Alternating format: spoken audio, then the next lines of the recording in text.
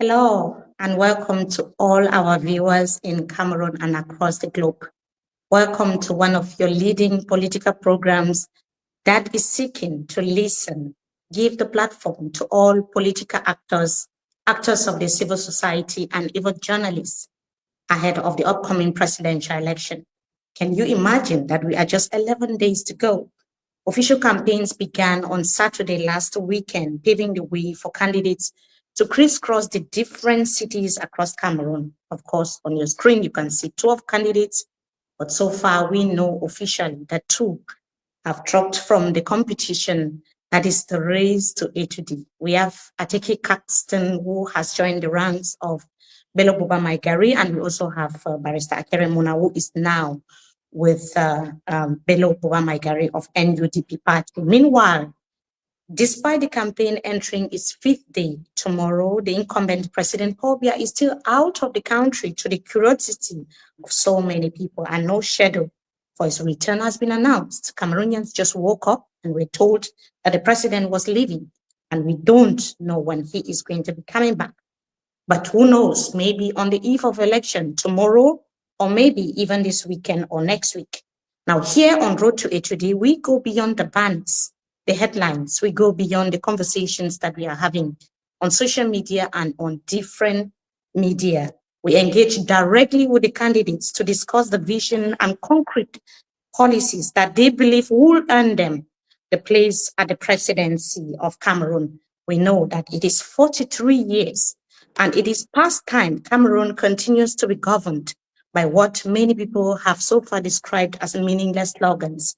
We want to hear concrete plans and what candidates will do about the many problems plaguing Cameroon. Of course, most of you now watching already know some of the problems that are plaguing your different localities, whether you are watching from Kumba, from Douala, from the far north region, from the center region, from Ebolova, from Betua in the east region of Cameroon, from the northwest, from the west. You know the different problems that are plaguing your different communities. That is why tonight we are honored to host a candidate who came third in the 2018 presidential election and has since been influential in governing and government policies in the National Assembly of Cameroon. You can already see his picture. We are so honored to have Honorable Cabral Libii. He is presidential candidate of the Cameroon National Reconciliation Party, the PCRN.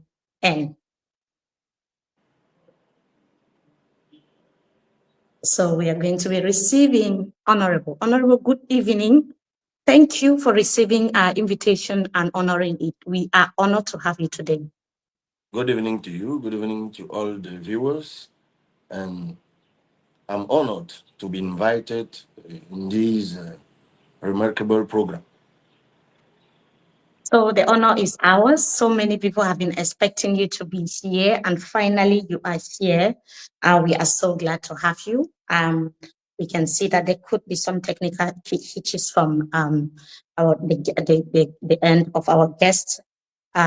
We will certainly get to have him back. I'm sure that so many Cameroonians are already itching to ask a lot of questions, because he is, of course, Honorable Cabral Libii says that he's not the youngest, or he's not a youth, but he's one of the youngest as far as the race to A2D, this 2025 is concerned. Like we said earlier, in 2018, he was a part of the presidential race. He did quite well, according to the official statistics that we have.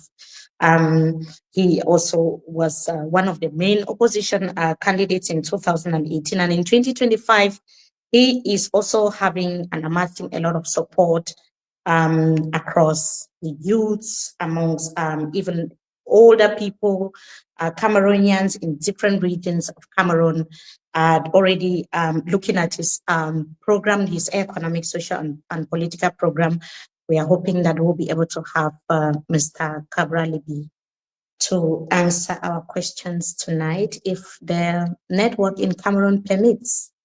You know, it's always been the major challenge that we have had since the start of Road to A2D. Sometimes our candidates are willing, but the local connectivity would not allow them to stay. So we have a lot to discuss with him as we await his return. We will certainly be looking at his security programs, the political programs that he has for Cameroon. We'll also be looking at the economic solutions that he has um, to to solve some of the economic problems Am that I are facing connected, Cameroon. please? Yes, you are connected. So welcome back. But I don't have the sound. Can you I don't hear know me? what is happening. I'm Um, seeing you speaking, yes, but I don't have the sound. yes. So we can see you. Maybe you muted yourself, or because when you're coming back, Sorry. okay, okay,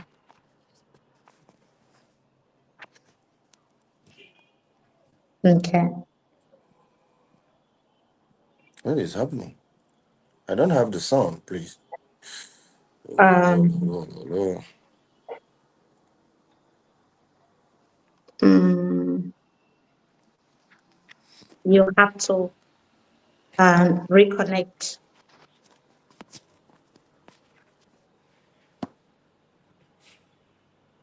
Yeah, I wish I understood sign language. I'll just yeah. So we are hoping that he goes out and comes back into the studio so that we can have this very important conversation that we planned for today. So many Cameroonians are already watching. As I can see, we have already 500 people in less than 5 minutes. It's about 6 minutes. We are streaming on our different social media platforms, Facebook, YouTube, and also on X. And we are hoping that Mr. Cabral Libii is going to be joining us anytime from now so that we can continue the conversation that we started. I know, like I said, that Cameroonians have a lot of questions to ask. Maybe we can talk a little bit about Mr. Cabral Libii, but that will be later because now we have a lot of questions, and I'll just try to have a look a bit if there are questions also coming in from the audience. This is one of ours where we do some of our productions, so we can see the audience communicating. Yes, I can see you, Vicky Best. You say that we can get him very well. And we also have this comment from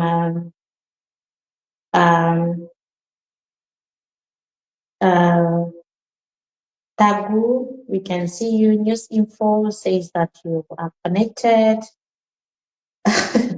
Kanye says that he wants to be hired. Okay, I think Mr. Cabral Libii is here again. And Okay, I'm here yes, again. The can show you was hear me? suspended. I don't know why. Can you hear But me? now, yes, I'm hearing Okay. you.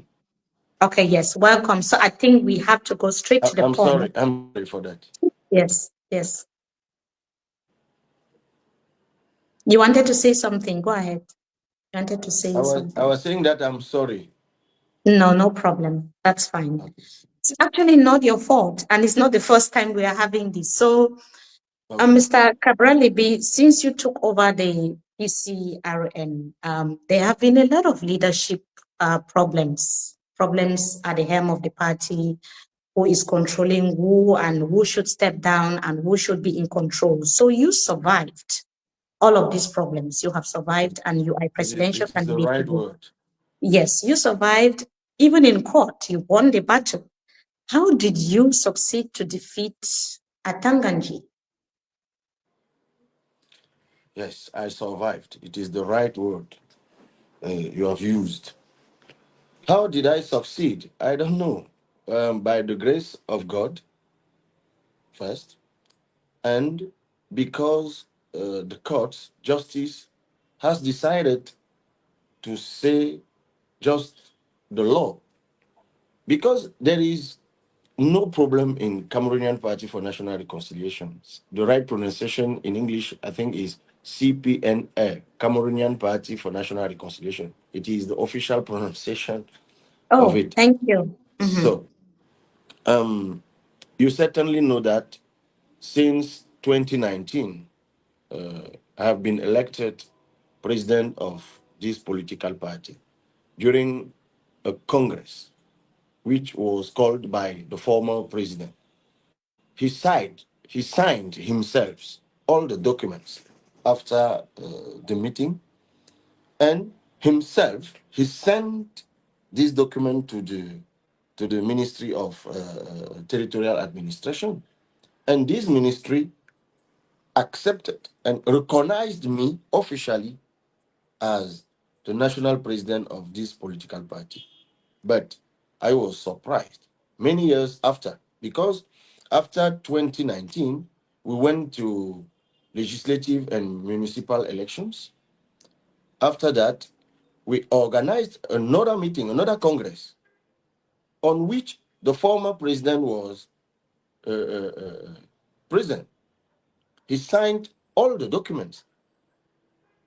Yes. So I am the one who signed the document mandating him as candidate during the legislative elections in 2020 in his own circumscription.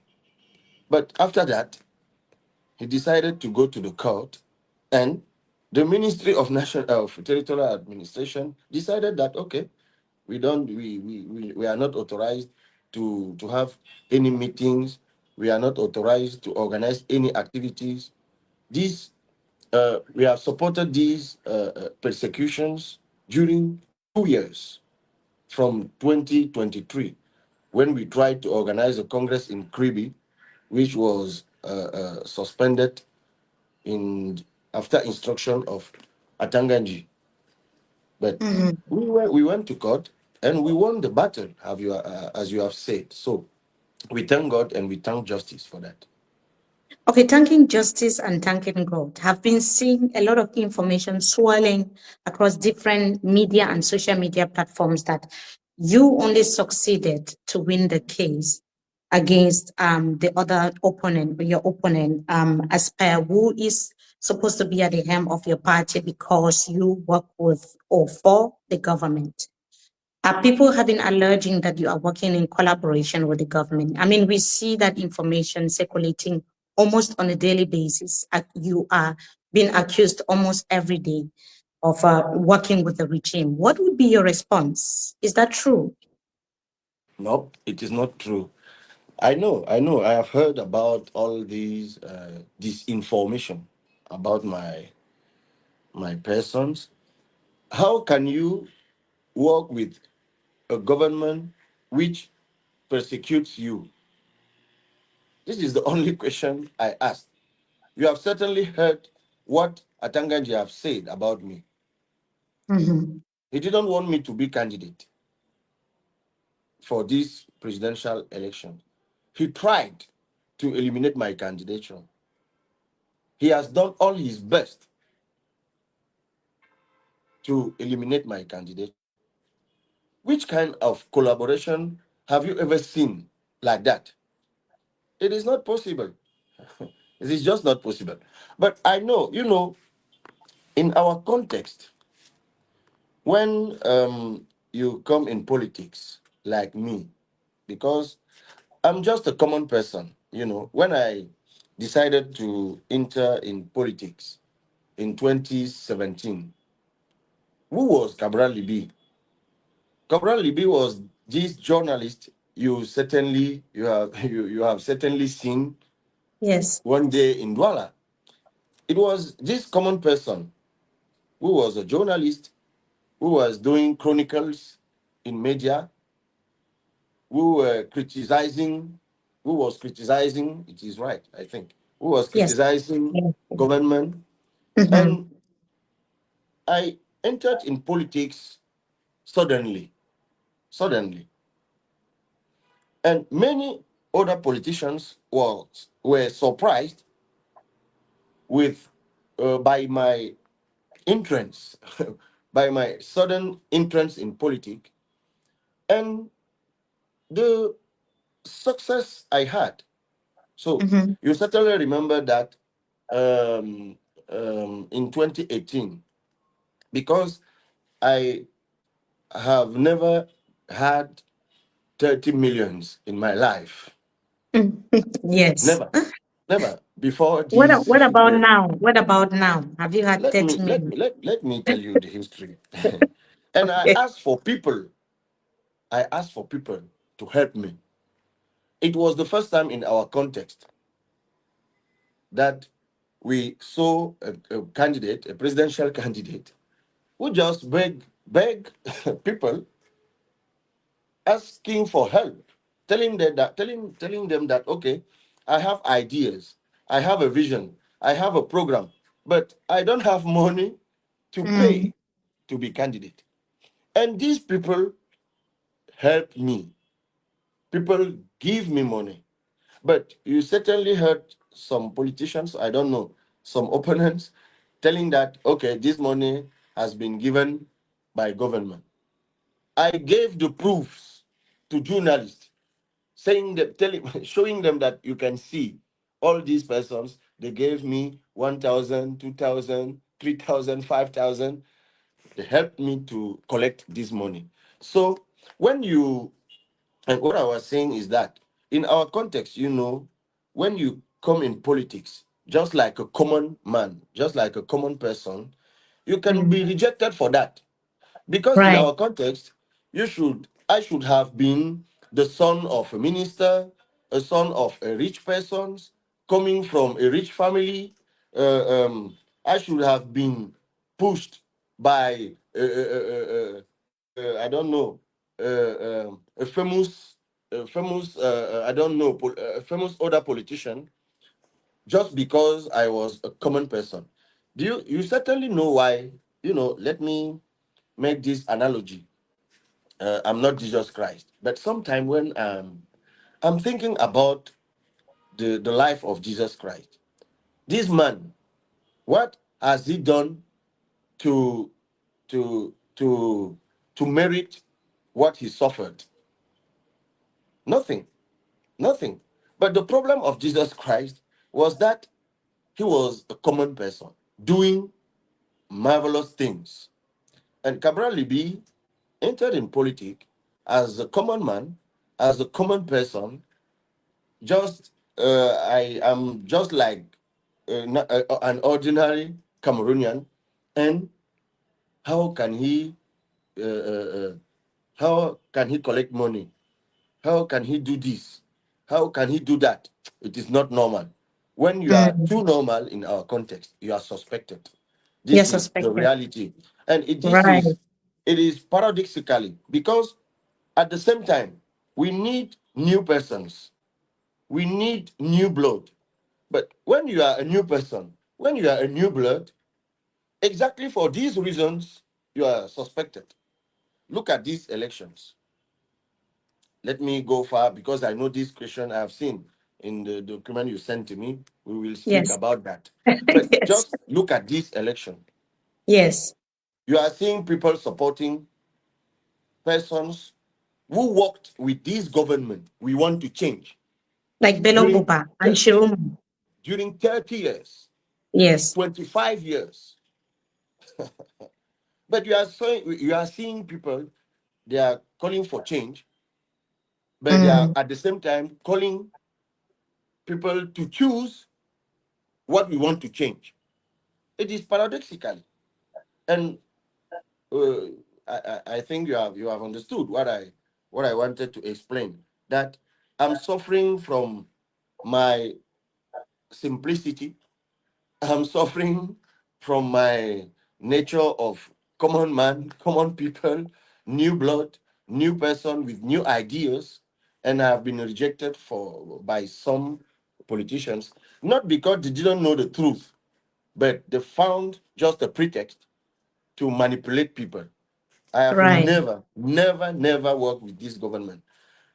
From my when I was 24 years old in 2004, I was the spokesperson of an association who called for the defeat of Paul Biya. I was a student.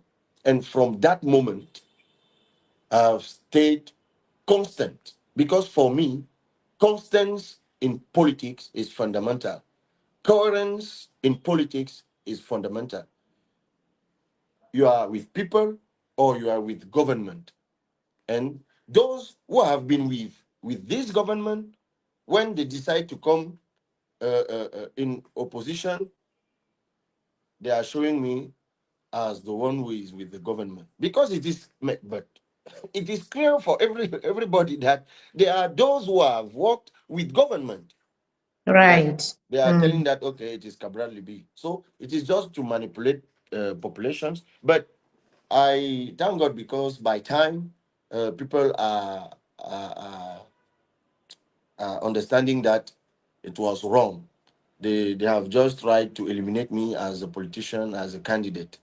But you have certainly said all those populations we came recently to my meeting in Douala, and many of them, they told me, okay, they have tried uh, to hmm, they have lied about you. They have Mm-hmm. manipulated us about you, but now we have seen the truth. We have understood. We have understood that you are a right man. You are a right person, and we are we are behind you. Okay.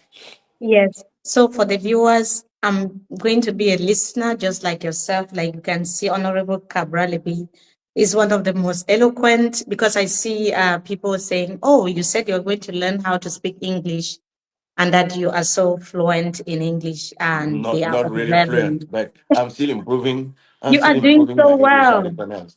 Honorable, in 2018, I remember I had criticized you as an individual and said that you had to be releasing some of your statements in English because you that time you were communicating so well in French, and a lot of people also condemned me for doing that. But I am glad that you are not one of those who come out and also take it personally.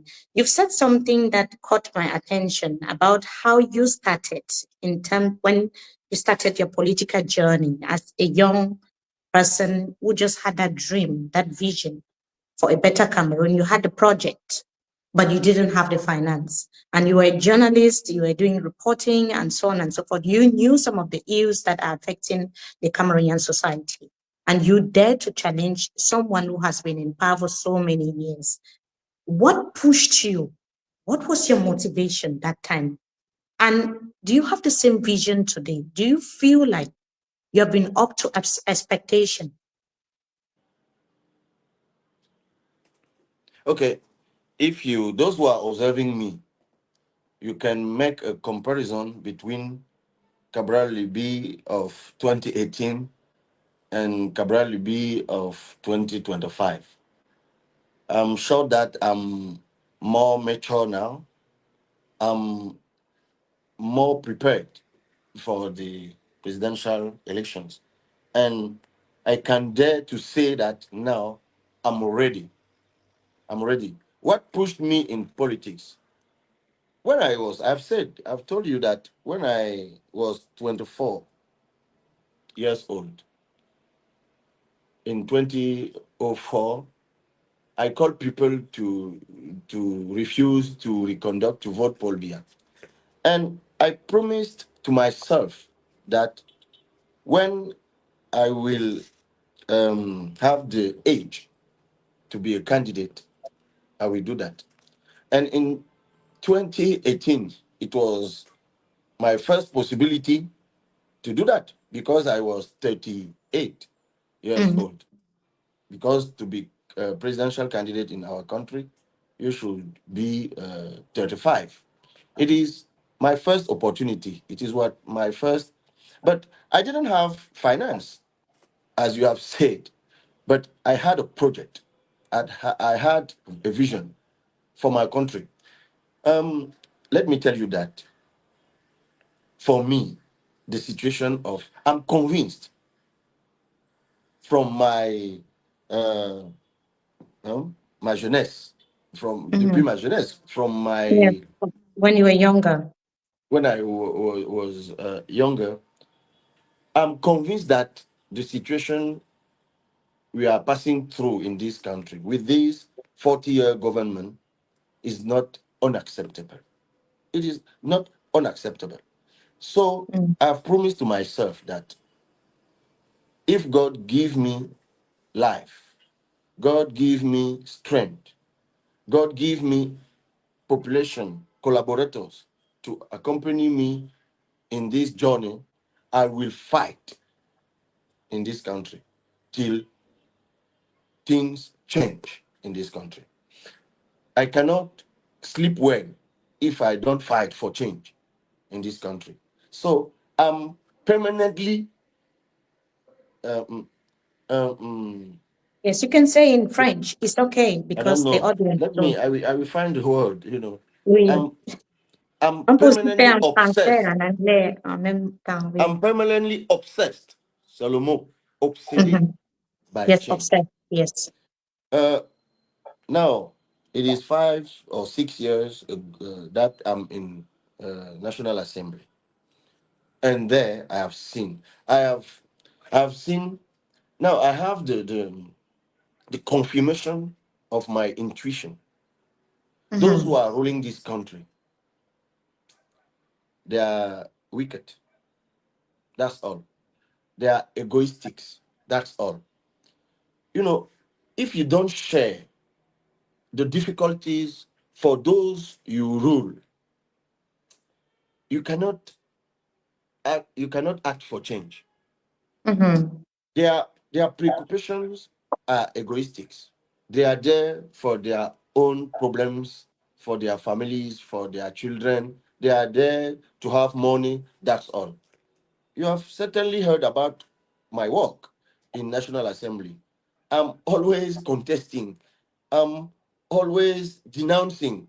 I know we are just five among 180 parliamentarians, but we are just even if we are just five, we are still fighting. So God will decide for the end of this. But me, I will fight, I will permanently fight against them. So what concrete achievements, concretely, other than fighting, have you been able to make as a member of parliament? Let me tell you that when what is the role of a parliamentarian?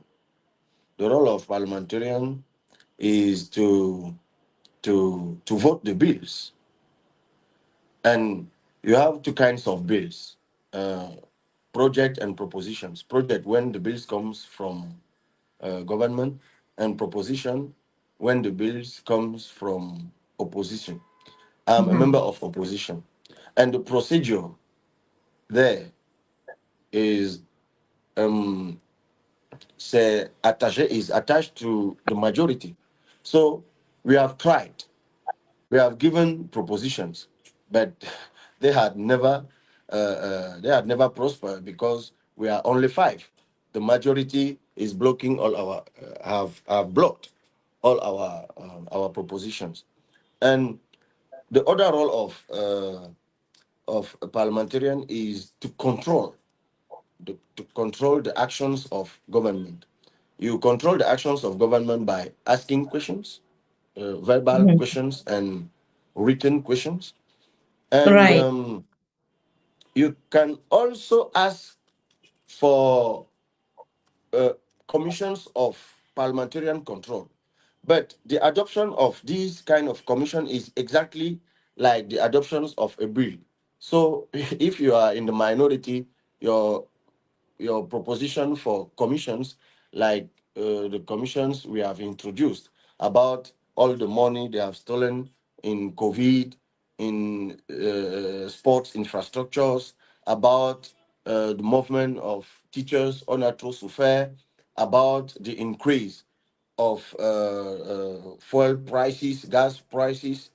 We have introduced all these, but they didn't prosper because we are in the minority in National Assembly. But we have gained some victories during the adoption of the finance bill 2 years ago. We we obtained uh, uh, 12 modification of this finance bill. It was an event in National Assembly. So when you have Mhm. the majority, you can denounce as you want. You can plead Right. as you want, but when comes the moment of vote, the majority will decide for the issue.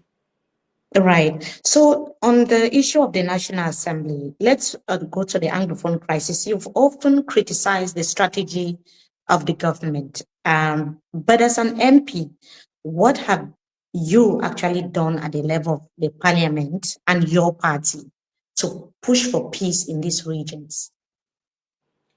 I have called a special plenary. Maybe you don't remember. I called for a special plenary in National Assembly to evaluate what has been done for the reconstruction. Mhm. And if you remember, I'm the one who denounced what they have done with the money of reconstruction.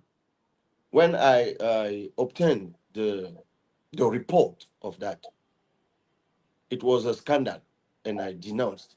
You certainly remember. But let me tell you that for me, in this earth, in this world, all the wars end by peace agreement. All the wars end by peace agreement. And to achieve peace, to achieve an agreement, you should accept to discuss. You should accept to dialogue. I participated to the first national dialogue in 2019. You certainly remember. And Right. Yes. you certainly know that I was, by some opponents, criticized for this participation. I was the vice president of the commission in charge of internal displaced persons. My boss, my president was Cardinal Christian to me. May his soul rest in peace. And during this Grand National Dialogue, I sent a letter, if you remember, to the President of the Republic, asking Mm. him to give the opportunity to Ngalim Felix and Mancho BBC to participate. I don't know if you remember.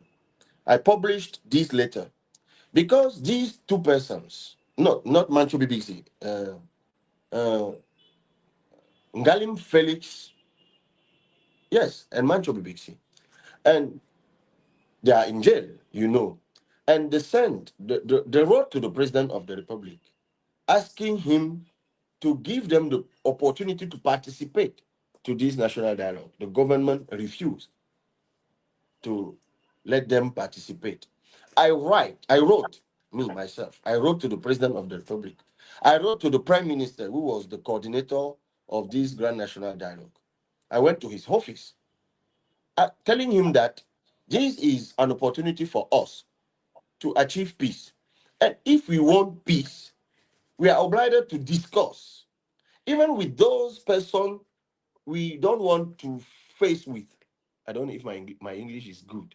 Yes. And they It's okay. refused. Perfectly understood. Yeah. What do you want me to do? What I have said, madam, is that me, Cabral Libii, elected President of the Republic, Mm-hmm. I will go to Bamenda and Buya. If necessary, I will put the presidency there. Because now we are campaigning, we are promising this or that. Which kind of development can we have in a country in which a part is in a war? It is an emergency. It is an emergency. S'il le faut, je vais déménager la présidence à Boya ou à Bamenda. S'il le faut. Discussing with people, discussing with the other fighters So, what to are the achieve. conditions for you to? So, what are the conditions for you to transfer the presidency there? Will it be the outcome of the dialogue, or is already in your in your program? It will be for the dialogue. Because if you want peace, you go there and you stay there. That's why I'm telling you that s'il le faut, je vais déplacer la présidence. Because it is not time now to send people. The president of the republic should go there himself, discuss with population, discussing with them so that he will know concretely what population need. I have my own idea because I'm proposing solutions. But for me, the first thing to do, it is an emergency, is to go there. Mm. President of the Republic himself, staying there and discuss, dialogue to achieve peace. So how many times have you been to these regions and looking at the situation from like firsthand, if you've been there before, what is your own evaluation of the state of affairs in the Anglophone regions? We all know the situation. This part of people is destroyed. Many population is displaced. Schools in many places are destroyed. Economy in many places is destroyed. Population, people are frustrated. We all know the situation. I was in Batibo in 2017, and you know, uh, every time I am telling what happened, I'm scared because it was the first time for me to leave, vive, to leave this kind of To the witness, situation, yes, to to witness. witness. Yes, it was the Mm. first time for me to witness a war because I was there for a ceremony and I wanted to see concretely what is happening in this part. And during the ceremony, guns starting shooting just behind the house. It was the first time to me to go under bed as I heard about war. And 30 minutes later, and you will be surprised, I was in this ceremony with a person you certainly know, the actual president of Bar Association, Eric Mba. He's the one who hosted me in Bamenda before going to in his home in Yes. Bamenda before going to Batibo. And 30 minutes later, he told me, okay, Mr. Cabral, you cannot stay here because it is very, very dangerous for you. Let me pick you out of this place and let me bring you back to Bali. And we went out of this house, just him and me, he and me. The other person stayed under beds in the house, windows and doors closed. And few meters after, I saw Amba boys with weapons. He discussed with them, telling them that, okay, this man is a politician. He went there just to see, to witness, to experience what's happening here. He has seen. Let me bring him back to Bali. And I was surprised. The fighters told him, okay, if you go back by the main road, this man will be killed. If you are serious, if you want to bring him back, pass by the bush, madam. When Eric Mba drove me in the bush, at the moment I told him, okay, bro, if you want to kill me, you are not obliged to bring me in the bush to kill me. Just kill me here. My corpse will send back to my village. He told me, don't Mhm. worry. When we passed through the bush, we saw fighters here. I discussed with them. They told me why they are fighting. And from this day, I'm different.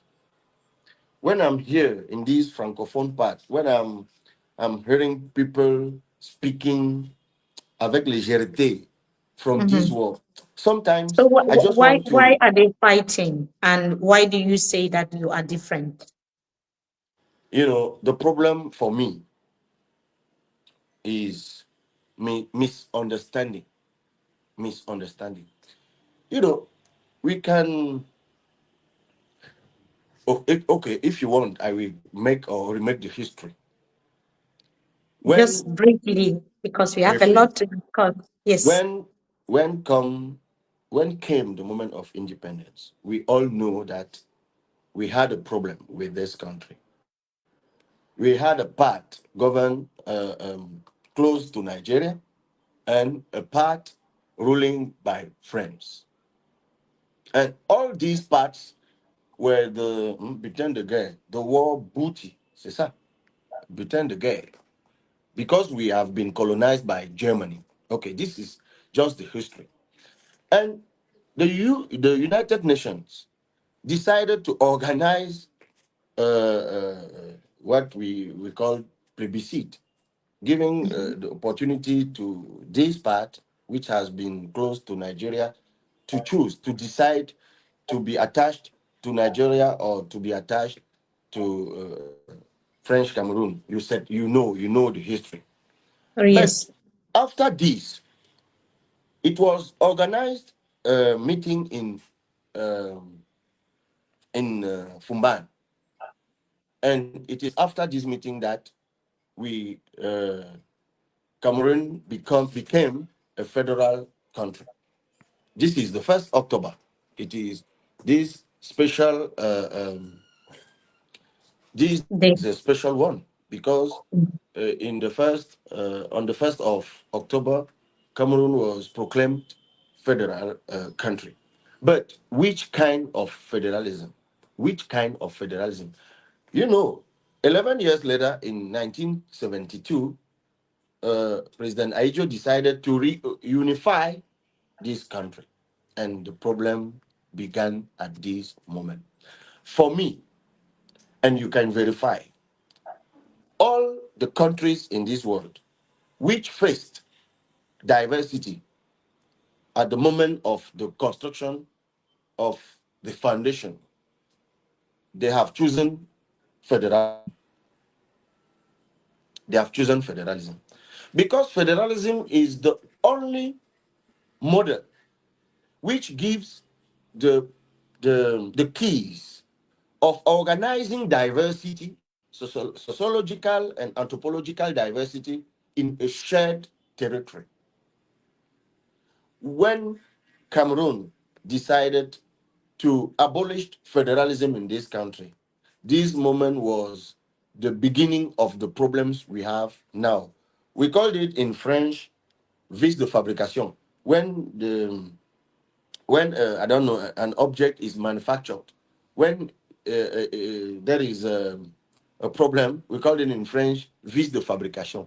And when you manufactured something which with vice de fabrication, you will have later the pan de roulement. I don't know how you call it in yes, English. it's a Vice bit de difficult for me to fabrication. translate, but I'm sure that Cameroonians who are watching can understand. I also just wanted to find out. You've Let talked about. let me Okay. let me Yes. finish, please. Yes. Let me finish, please. And for me, if we want to solve this problem, we have to change the form of this state. We have to choose federalism. But which kind of federalism? Because every state we which choose federalism, this state will adapt it with its own context. In some country, you have religious federalism, like Lebanon. In Ethiopia, you have tribe ethnic federalism. But in South Africa, like in Spain, like in Belgium, you have community federalism. I am not the one who invented, c'est ça, inventé. I'm not Yes. the one who invented community federalism. I'm just proposing it to our country. What is community federalism concretely? Community federalism concretely. Now we have three circumscriptions in our country. We have the the the councils, the commune. How do you call it? The commune Yes, councils, the local councils. the Yes. local councils. We have um, okay, subdivisions, divisions, Mm. and regions, Yes. and we have above all centralization, because for the road in your village, for a school in your village, for an hospital in your village. You have a civil servant somewhere here in ministry. We will tell you that he is competent to decide how you can do with your roads, with your schools in your village. It is not normal. This is the problem. What we are proposing is to eliminate the 10 regions. The 10 regions. We will stay with the 88, the 58 divisions, what we call department. And we Yes, transform all these divisions in regions. We will have 58 regions, 58 regions. regions. But we are not obliged to stay with 58 regions because we can merge regions which are neighbors and which are the same. Let me give you some examples. Mhm. It is not possible to merge Ndiang and Fako divisions culturally. It is Well, possible. it might not be possible because these are two big, they are big. And in terms of culture, it could be a little bit similar, but there are also some diversities. So merging them could Exactly. also be problematic. Exactly. You have similarities and you have differences. But it is possible, you have said it, to merge. You can imagine to merge Menchum and Mezam. If you remove Bafut people, which are from Manu in the border, you will have globally the same culture. I'm seeing you are agreeing because you certainly No, know. I'm listening. I'm Okay, listening you are because I have listening. That's questions. good. Yes. Yes, you will ask your question. I'm just giving you some examples. If you want to rebuild or to create Tika region, a Tika region, you will have a part of Nun in the west, Magban. You will have a part of center in Bamekim division in Gambetika. You will have a part of Adamawa in Mayobangyo, Bankim, and you will have a part of Ndonga Mountain where Saw people are based. Because Mhm. Saw people and Tikas, Saw people has the same ancestor with Bamun people. But don't forget, So, there have also been intertribal wars in Cameroon exactly. in terms of since I was a child. Mhm. One village fighting another over land border disputes here and there. Will that not complicate the already existing problems of border disputes that we have in Cameroon? Could the No. solution not be Cameroonians coming together and deciding? Because I know it's just a proposal and it could be modified from your end Yes. and your administration if you're voted. But could it not be like Cameroonians deciding what exactly they want? Could that not be Yes. the best strategy? Yes, it is a possibility. It is a possibility. But I'm proposing because I'm a candidate. I have think about a solution for our country. Because look at this proposition in economic phase. In economic phase. Because don't forget that we are a country of diversity. And I just wanted to explain you the difference between an ethnic group and a community. You know, when you say Bafang, Bafang, it is because you speak Bafang. It is just an example. The name Mhm. of ethnic group is the name of the language of this ethnic group. When you say, if I say Basa, it is because I speak Basa. But let me take an example. When a person say I'm sour, I'm from sour people.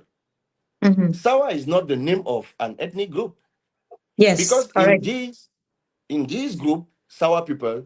You have Douala, you have Bakwiri, for example. They are Sawa. They don't speak the same language. And in this example, you have French speaker and English speaker. But Sawa is a community. That's why we make a difference between an ethnic group and a community. And what we want to federate in our country is the community. And for us, le noyau, how do you call le noyau in English? Le noyau. The heart The, of, like the crocs. okay, Yes, what you the have crocs. said of a Yes, community is the division. The division. We have I said that think we will just merge when it will be possible. When it will be possible, we will merge divisions, new regions, former divisions, ancien département, nouvelle région. We will merge them when it will be possible. Because possible. Okay. yes, you have some which cannot be merged. You will not match. But when it will be possible, like in many places in Cameroon, I can give you some examples. In Central Region, for example, you can merge Nyong Eso Mbalmayo with Mofuyakono Ngumu. In the South Mhm. Region, you can merge Jailobo and Villa. You have the same population. So yeah, honorable, And now all you of have these are. understood what I'm Mhm. trying. And after that, we apply decentralization, what we called decentralization aboutie, effective decentralization, giving to those community regions the possibility to develop themselves by what God gave to them. So who would Because lead these if we are regions? different, Who would lead these regions? who will lead this region? The president of the region, elected by his people. You know, let me make an analogy with the United States. Sometimes I'm telling people that look at United States. It is one of rare countries in the world where a man and his wife can be elected president successively. It is Mhm. one of it is a country where a father and his son can be elected president of republic, like Bush father and Bush son, like Mhm. Bill Clinton and Hillary Clinton. But in our country, it will be very, very, very difficult because people will be scandalized. Why? Because this is the difference. In United States, the daily problems of Americans are solved in their state. The person who have the power to solve their problems is the governor of the state. Sometimes they don't care about what they are doing in Washington. That's why when you see a presidential election in Cameroon, sometimes you see communities trying to put one of them to power. Because in our conscious, in our country, many people think that it is when you have one of yours in power that you will see your problems solved. But when you give power to the base, to the regions, you give to the regions the money, the power, the Mhm. competence to solve the problem of people, you will not have problem in this country. Right. That and you So see certainly where the difference, because we are many, we have many candidates who yes, propose federalism, but my own federalism is community federalism. This is the difference community with other federalism. candidates. That was very well explained. And I'm sure that those who are watching are taking down notes and seeing, thinking whether they have any questions to ask. You're welcome. And your honorable will be here, but not for a very long time. He can answer some of your questions. So we have also received information that you'll be visiting the Northwest, Bamenda. Why is Tomorrow, Bamenda the first town you are visiting since the campaign started? Why start your visit in Bamenda? Is there any particular reason? it is not exactly the first town I will visit in which I I will mean, since the campaign. start of the campaign. Yes, I've begun my campaign in I a mean, day in the and Anglophone region, sorry, I didn't put it well. In the Anglophone region. okay. Yes, sorry. Because I have told you that I went to Bamenda in 2017. I spoke with population there, and I have decided to go back now to spoke again with them. This Mm. is just for that. Are We you have aware there's this lockdown? And how are you going to handle it? about what to handle what. Are you aware there's Well, lockdown? And how are you going to handle the lockdown? I know today is complicated because we know the date, but my co-director of campaign, Barrister Richard Tamfu, is already in Bamenda, and one of our political board member, Blaise Kwajika, they Mhm. traveled in the night. They are already there, and they told me that tomorrow it will be possible for us to handle a meeting. So I'm going there to discuss with those who will accept to come and discuss with me, and it will be also an opportunity for me to correct something.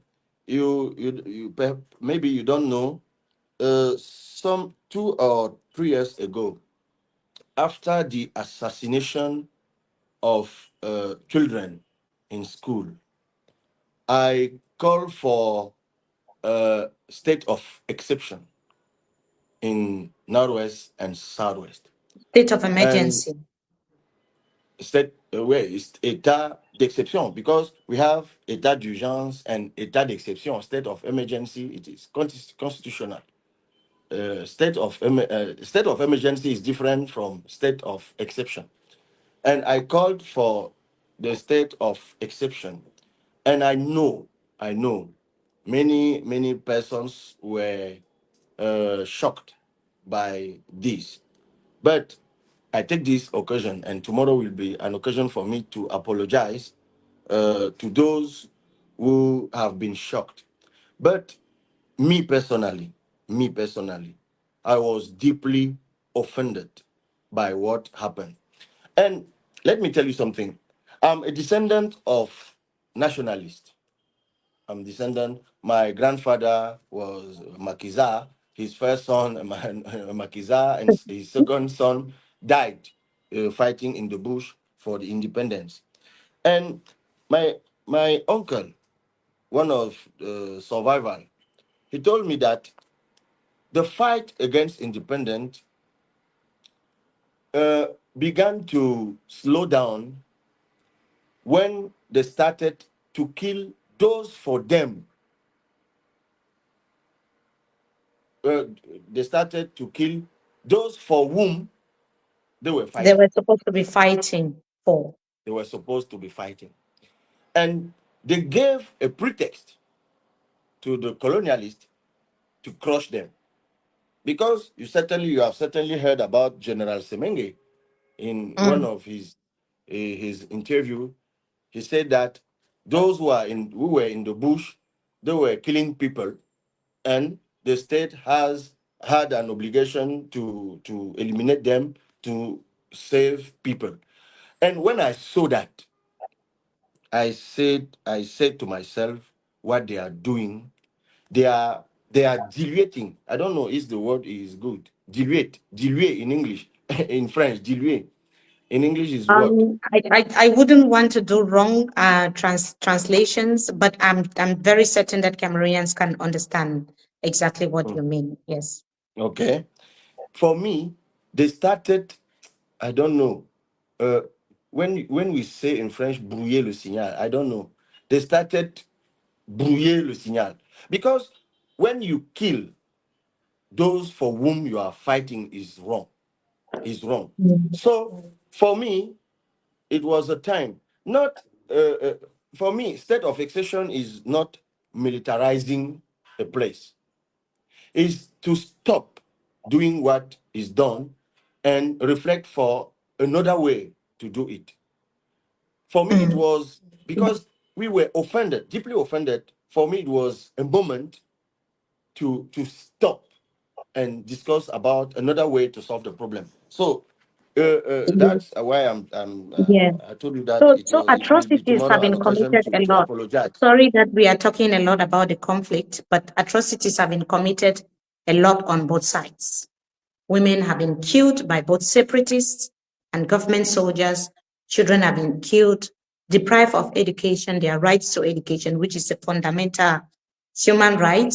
A lot's been happening. Communities have been destroyed in the Anglophone regions of Cameroon. But I just wanted to ask a question. When the conflict started, like you just said that you said there should be, you don't call it state of emergency, but it actually meant that the government needed to take more enforcement to make sure that the communities are safe in quote, whereas the atrocities were coming from both sides. Yes. But a lot of ministers said a lot of things and downplayed the situation in the Anglophone regions. And as a result, we are where we are today, 10 years and counting. This is the 1st of October, a very symbolic date in the history of our country, but communities are still shattered. Some communities deserted and destroyed, a lot of people displaced. Do you think that those utterances that you made at the time, including the utterances of other members of the government, contributed to bringing the conflict to where it is today? Yes. Yes. Certainly. Uh, that's uh, for me. That's why I've said, I don't want when there is a war. The first thing when you are a ruler, the first thing you have to be conscious is that people is suffering. People is suffering, and the first thing you have to do as a ruler is to stop that. And as you have said, many of government members they joked with this crisis. One of them is candidate. You certainly remember when women and children were killed in Yes, Gabu, and the Minister of Communication at this moment is a candidate now. And he said that the massacre didn't take place. And this kind of statement contributed to to consolidate the crisis. That's why I've told you that as a ruler elected on the October 12th, my first thing will be to obtain a peace agreement because I think people have suffered a lot, and it is time for us to go there with one spirit to obtain peace. Even if, as the president of the republic, you should kneel down and beg for peace, you should do that. I don't have any any solution, any other solution, because any immediate solution, because I don't know. Maybe I don't know uh, if, anywhere in this world where we can go and take a miracle solution for a war. You have said that atrocities has been made by all the fighters, the militaries, and those Amba boys who are in the bush. yes, And it is very, very difficult to reorganize the dialogue between two, uh, uh, uh, uh, two groups which are shooting themselves. But when you rule a country, in Colombia, we have seen many other wars in the world which ends with peace agreement. It is not easy. I recognize that it is not easy. That's why I've told you that maybe if it is necessary to go and stay in Bamenda or Buea, to stay there to discuss with people, I will do that because I'm conscious that there is no miracle solutions now, because 10 years of a war, it is terrible. Nobody has miracle solutions. If somebody mm, raised himself now and told you that and tell you that okay, tomorrow I will go to Bamenda and Buea or Kumbo, and I will come back with the peace after 2 days, is a liar. Because we have to work together for peace, to achieve peace. But the main person who should organize this process is the president of the republic. And the problem we have now, tell me why, from the beginning of this crisis, why the actual president, even one time, going there just to discuss with the traditional the chiefs. I've seen some of them in the presidency here. I don't know for what. Okay, it is And another yeah, problem. some of them have But endorsed the president himself. I Yes. don't know what they are doing. But I hope that when they went there, they tell to Polbia to go there and discuss with population. So for me, I don't understand why.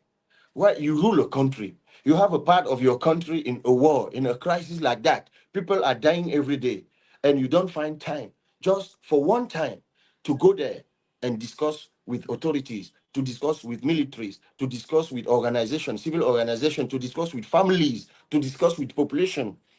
They don't have, I don't know if they have the hurts in their breast. C'est ça, oui. I don't know. But for me, Mm. we should begin by this, Yes, by just going there and briefly, discuss. what will you do with the political prisoners? Will you release them? Just briefly before.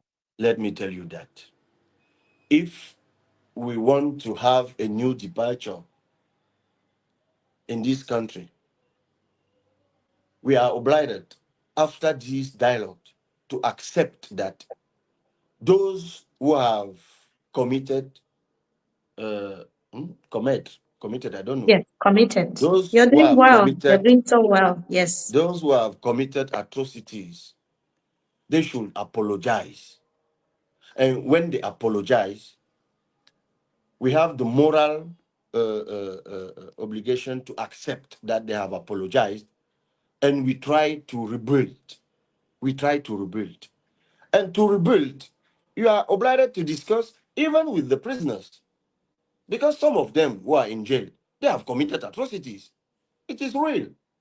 But as you have said, militaries also, it is a war. They are doing what they can do. It is a war. And sometimes they go to the village and atrocities are committed. So if we have commission of atrocities in the both parts, we have to organize the dialogue.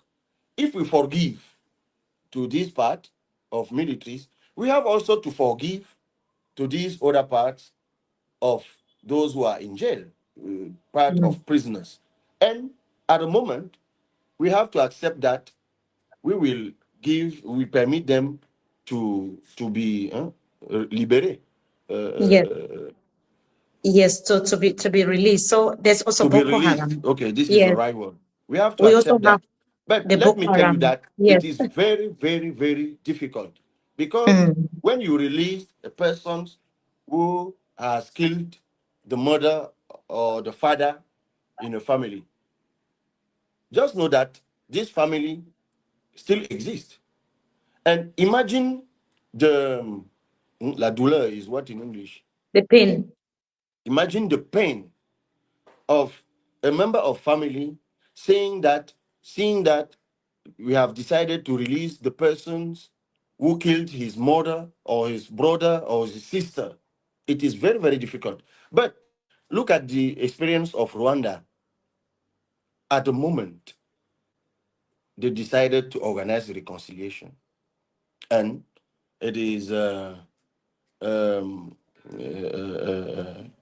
I don't know how you call coincidence, coincidence in English. Coincidence. The same. Coincidence. Coincidence. The Yes. political party I lead is named Cameroonian Party for National Reconciliation.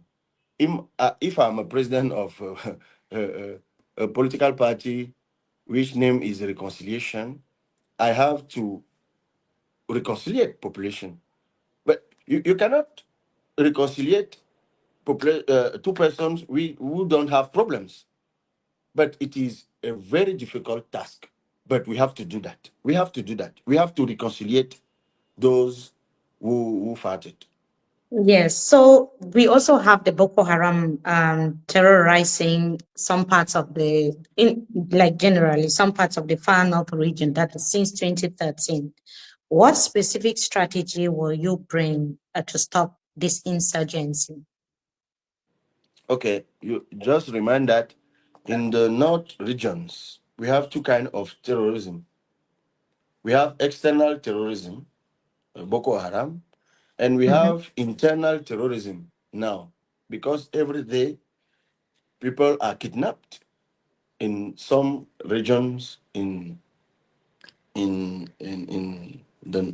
some region in the north, and we have two kind of terrorism, and we should have two methods against these terrorisms. Against external terrorism, Boko Haram, we have to intensify collaboration with other countries mhm, like Nigeria and Chad. We don't have choice. We have to work with them. And if you remember, uh, 3 or 4 years ago, we Cameroon and these other countries, they created an organization, Force Multinational Mixed, yes, multinational multinational joint task forces, force. Yes. joint task force, and we saw the results immediately, because terrorism is a particular is a is a particular conflict. If you don't mutualize with the neighbors, you cannot eradicate terrorism. And the second one, related to the first terrorism, the second one is kidnapping. We have Mhm, to modernize the equipment of our army, the equipment of our army, because the main problem we also have in, it is a delicate issue. It is a delicate subject, because we are speaking about our defense. We are speaking for defense. Yes. about those who are working, those who are dying in defending our territory. So we know that enemies maybe are looking this program. So I cannot go deeply. Yes, I cannot. I want to rule this country, and I know when a problem is delicate, I will not go deeply. But in our army, we have many problems. The problem of careers, problem of corruption. We have many frustrations. We have some army, some sections which are well equipped, and the others which are not well equipped, and this situation create frustrations between the forces, and we have the problem of equipment. Recently I was in Adamawa traveling from Ngaundere to Galimtinye, and we had an accident in a village named Lebong Boom. And in this village, every day people are kidnapped. And I was surprised that at 6 p.m., all the families lock the doors, and they block themselves in their houses. But I was amazed. Imagine that in this kind of village where kidnapping are made every day, we didn't have network, phone network. We didn't have electricity. Now tell me, how can you have a place like that without electricity, without network, phone network? We have to give our army the drones, the drones to surveiller, Yes. to To to guard. Yes, survey, to like surveillance, but also like to yes, to guard, monitor. Yes. to monitor the places uh, in the day and in the night. Just look at what has been done in other countries which faced this kind of problem. Okay, my answer is to modernize the equipments of our army. Modernize, and because you also say it's strategic, and you will govern the country and you make things very differently. So let's go to the economy. So youth unemployment is above 70% in Cameroon. What's your concrete plan to create jobs and make sure that young people are not fleeing the country abroad? Because just recently I've been receiving a lot of messages inbox of Cameroonians saying somebody's come to me about 10 million, 5 million for visa applications. And it was an opportunity for me to travel abroad, but it didn't work out. Many people just want to leave the country because there are no jobs, there are no opportunities. So, what would be your solution? The first solution is change, madam, because those who are responsible of no jobs and opportunities are those who are ruling this country. Mm, When we speak about jobs, we have two kind of jobs, obviously, public jobs and private jobs. Let us talk about public jobs. The international standards says that a country should employ 10% of its population so that state can be present and visible everywhere in a country. In some countries like US, if you call the police, if you call the police, you will have policemen in front of your door 5 or 7 minutes later. It is right. It is because this country has sufficient policemen to be present everywhere. It is because the state doesn't employ Cameroonians that we don't have sufficient doctors, we don't have sufficient policemen, don't have sufficient judges, and and so on. That's why. But when you speak about public jobs, they will tell you that where will you take money to give salaries to all these persons? Now tell mhm, me, where do they take the money they are stolen every day? It is in our treasury. So we have to stop corruption. If we stop corruption in this country, we will give public jobs to population. mhm, Now you will ask me how to stop corruptions. To stop corruptions, we have, for me, two things to do, adding to all the solutions we have till now, because we have many, many solutions against corruptions in this country. But for me, really, to eradicate corruption, the first thing to do is to ameliorate the public service, le service public, the public yes, service. public service. Because I've made a comparison with some other countries where corruption is very, very low. And I noted that in all the countries where corruption is very, very low, public service is very, very high. Because when public service is good, generally people feel protected and they will not spontaneously go to pick the money in the common treasury.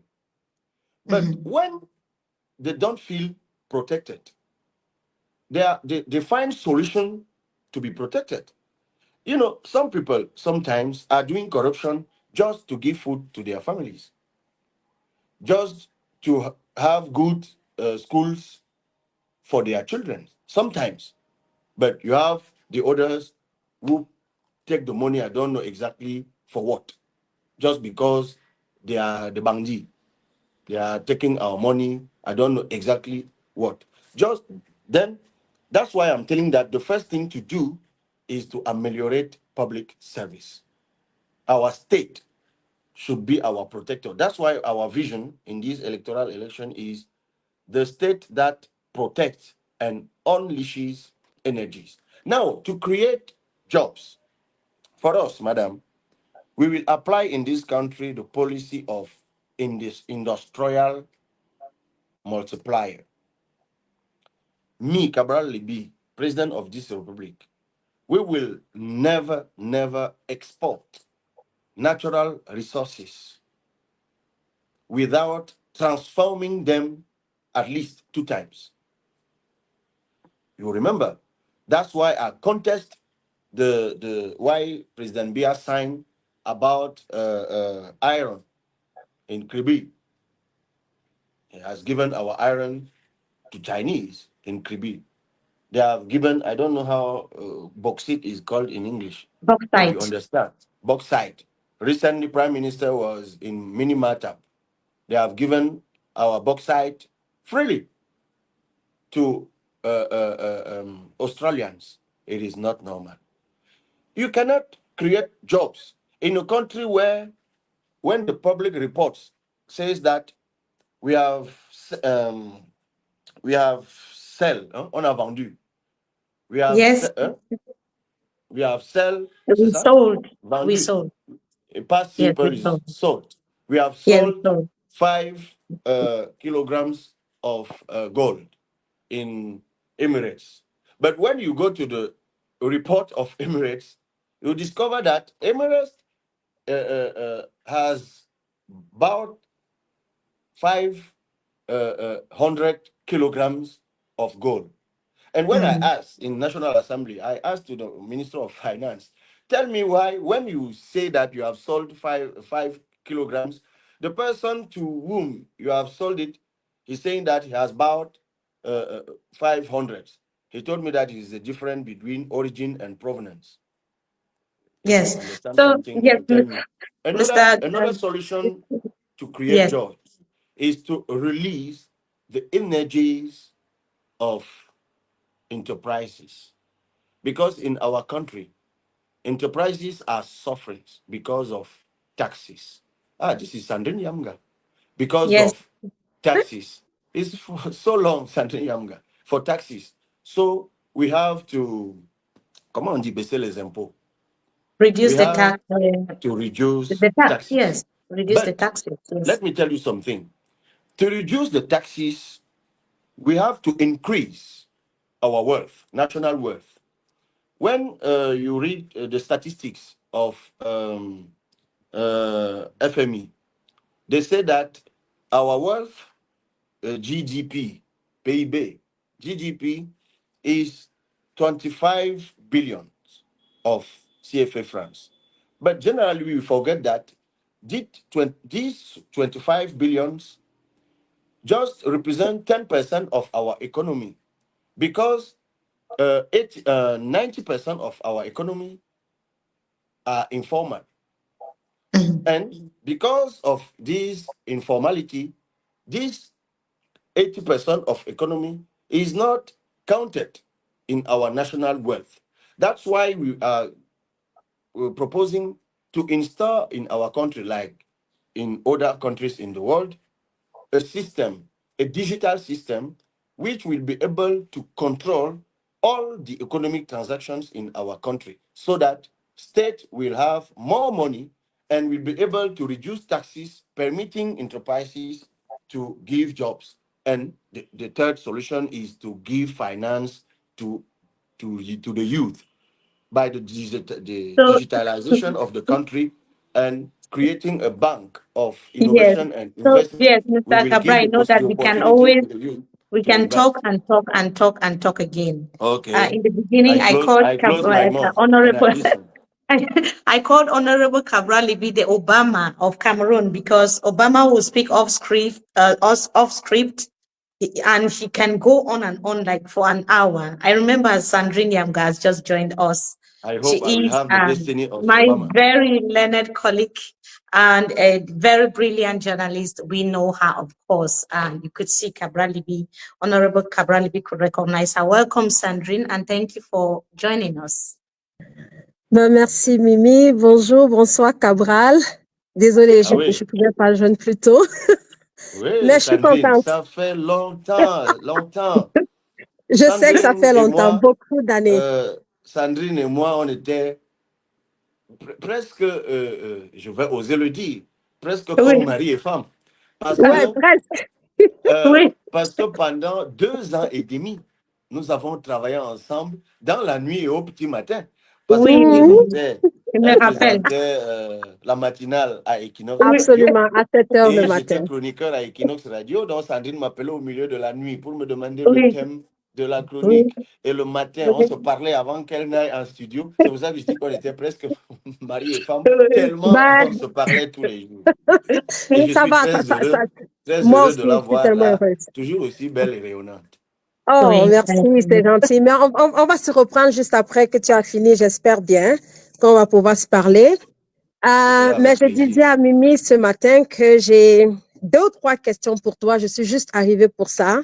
Malheureusement, le moment n'était pas très bon avec le décalage horaire, donc je ne pouvais pas joindre plus tôt et je suis obligée de partir aussi plus tôt.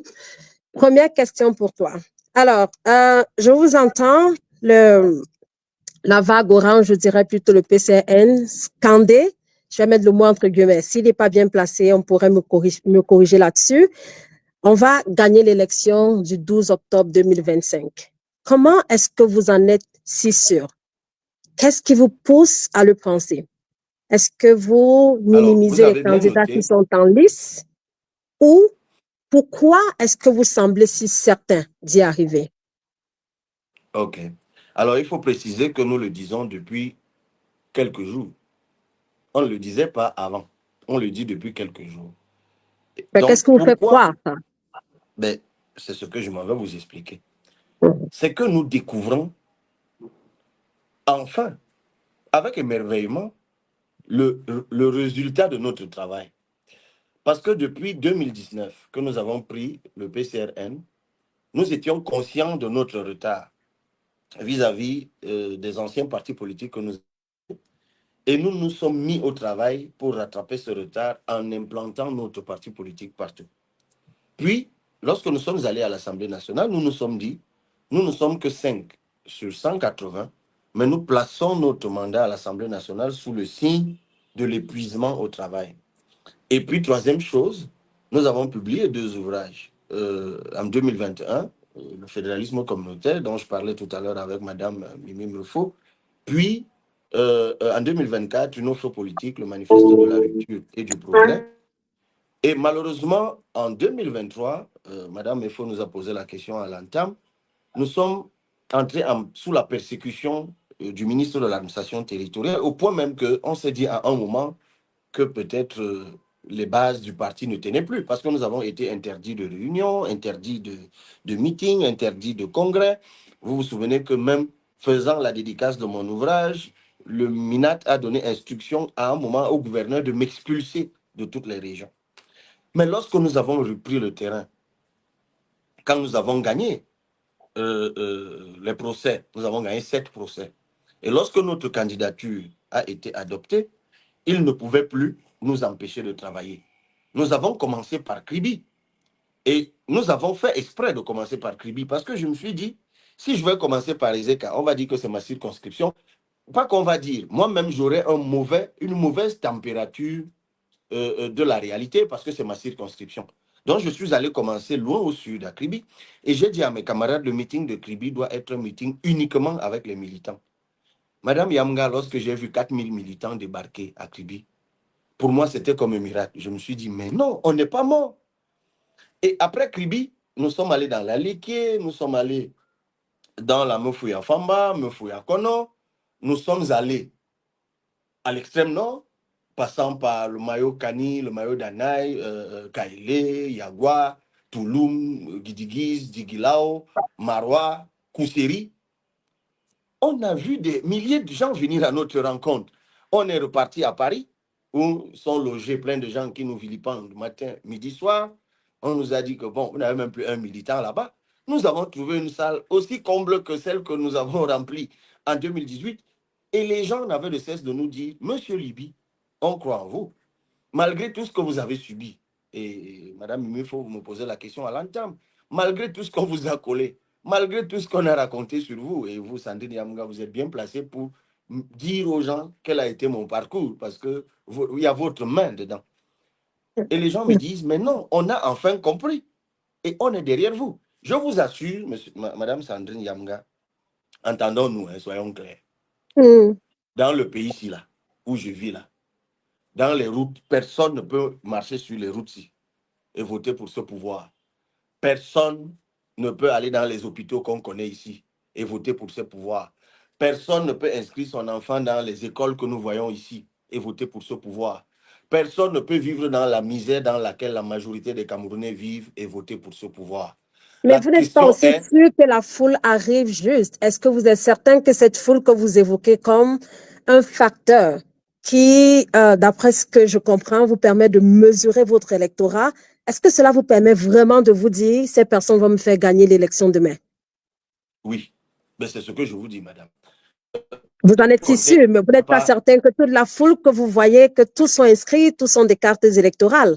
Comment est-ce que vous Alors, réussissez à être si persuadé? il y a quelque chose qui change cette année. Vous avez peut-être vu, j'ai vu ça passer là tout à l'heure, vous avez vu la marée humaine qu'il y avait, d'aucuns disent 25 000 personnes, j'en sais rien, la marée humaine qu'il y avait à Douala l'autre jour. Oui. Eh bien, je fais un exercice que j'avais fait en 2018. En 2018, j'avais demandé à tous ceux qui étaient venus à mon meeting au stade SICAM de montrer leur carte d'électeur.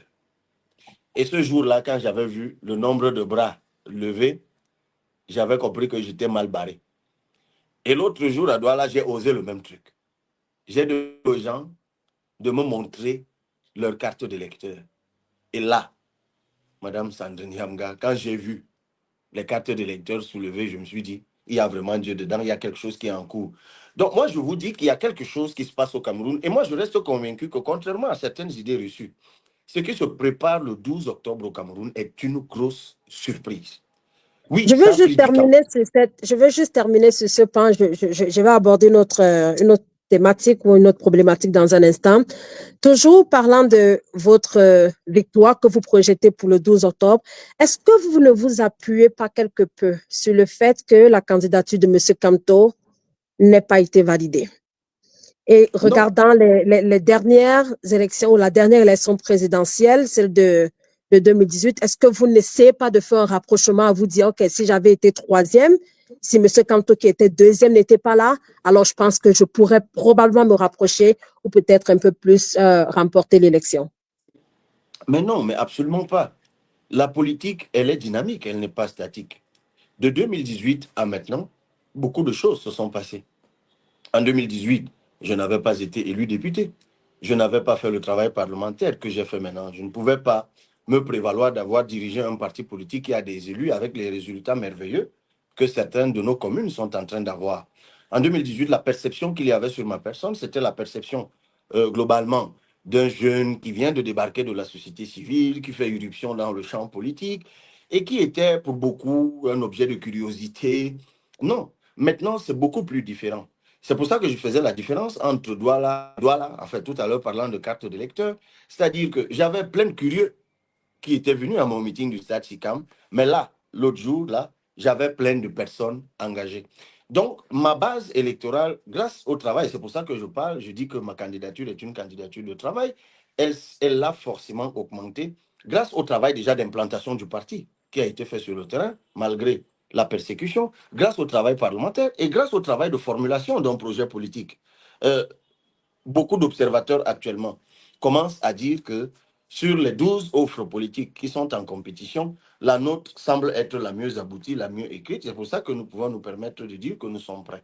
Donc non, nous ne sommes absolument pas... D'ailleurs, maintenant je vais vous dire, puisque vous faites une comparaison avec la candidature du professeur Kamto, et ça peut donner l'impression que parce qu'il n'est pas candidat, peut-être son électorat va se reverser vers moi.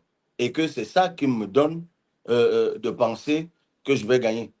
Mais je pense, oui, lui, il vient, je crois qu'il a annoncé officiellement il y a quelques jours, il a dit à ses militants de voter pour le candidat de leur choix. Mais j'espère que vous êtes aussi au courant que beaucoup de cadres de son parti ou de son ex-parti ont annoncé le tout sauf Cabral. Voilà. Et beaucoup d'entre eux ont clairement... je ne vous entends pas. Là, je ne vous entends pas. J'ai Ok, non, l'impression je que demandais votre... est-ce que cela ne vous fait pas peur? Parce qu'on l'a tous écouté le discours du professeur Kamto disant à ses électeurs d'aller voter qui ils veulent. Mais à côté, on l'a vu, vous le disiez il y a un instant, beaucoup de cas du MRC se rapprochaient du candidat Issa Chiroma Bakary. On voit beaucoup ce qui se passe dans la partie nord du Cameroun. On voit beaucoup ce qui se passe autour de M. Issa Chiroma Bakary. Est-ce que cela ne vous fait pas un tout petit peu, je ne vais pas dire reculer, mais revoir vos positions ou même vos ambitions? Absolument pas. Absolument pas. J'étais dans ce nord, je viens de vous le dire. Et si vous suivez l'actualité, même si à la Je vous distance, ai vu marcher dans le alors, nord.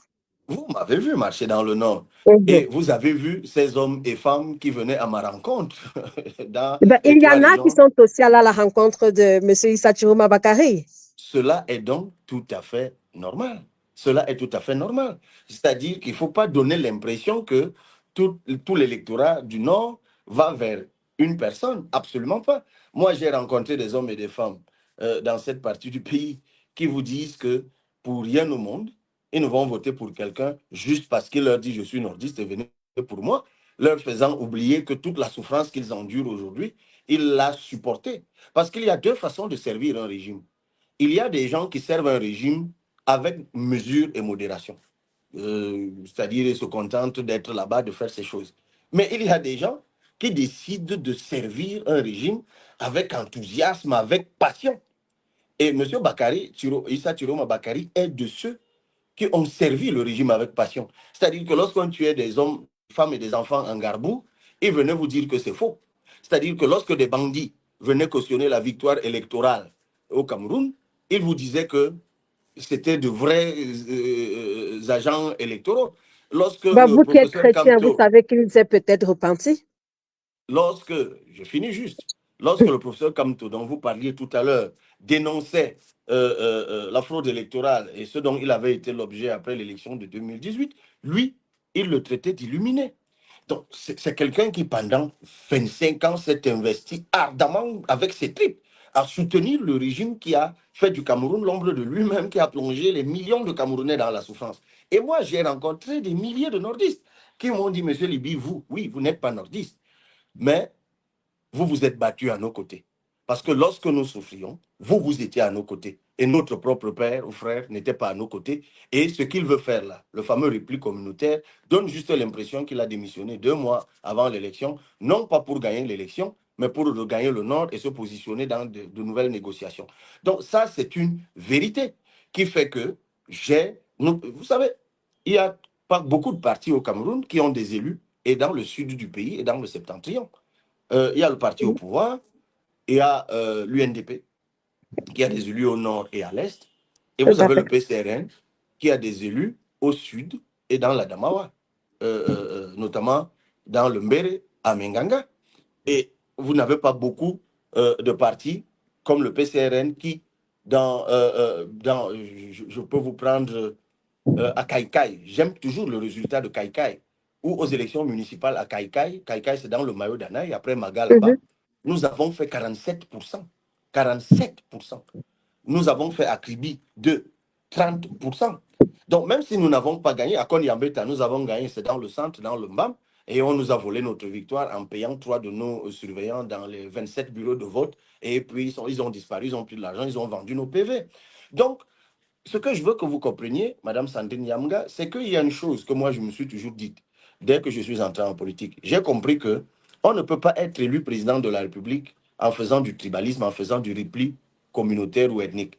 Parce que dans ce pays, d'où que vous veniez, même si les votes, vous votez du nouveau-né, c'est-à-dire qu'on permette même aux nouveau-nés de voter jusqu'aux plus vieux, s'ils vous votent tous, vous ne gagnerez jamais une élection présidentielle. C'est ce que je disais à votre collègue Mimi Mefo tout à l'heure. Le Cameroun est un pays de diversité et il Mhm. faut que les gens vous acceptent partout. C'est d'ailleurs pour cela que le parti au pouvoir s'est toujours battu pour donner l'impression que seul le président Biya était accepté partout. C'est pour ça qu'ils font des pieds et des mains de sophistiquer la fraude, donnant toujours l'impression que les autres opposants ne peuvent être élus que chez eux et jamais ailleurs.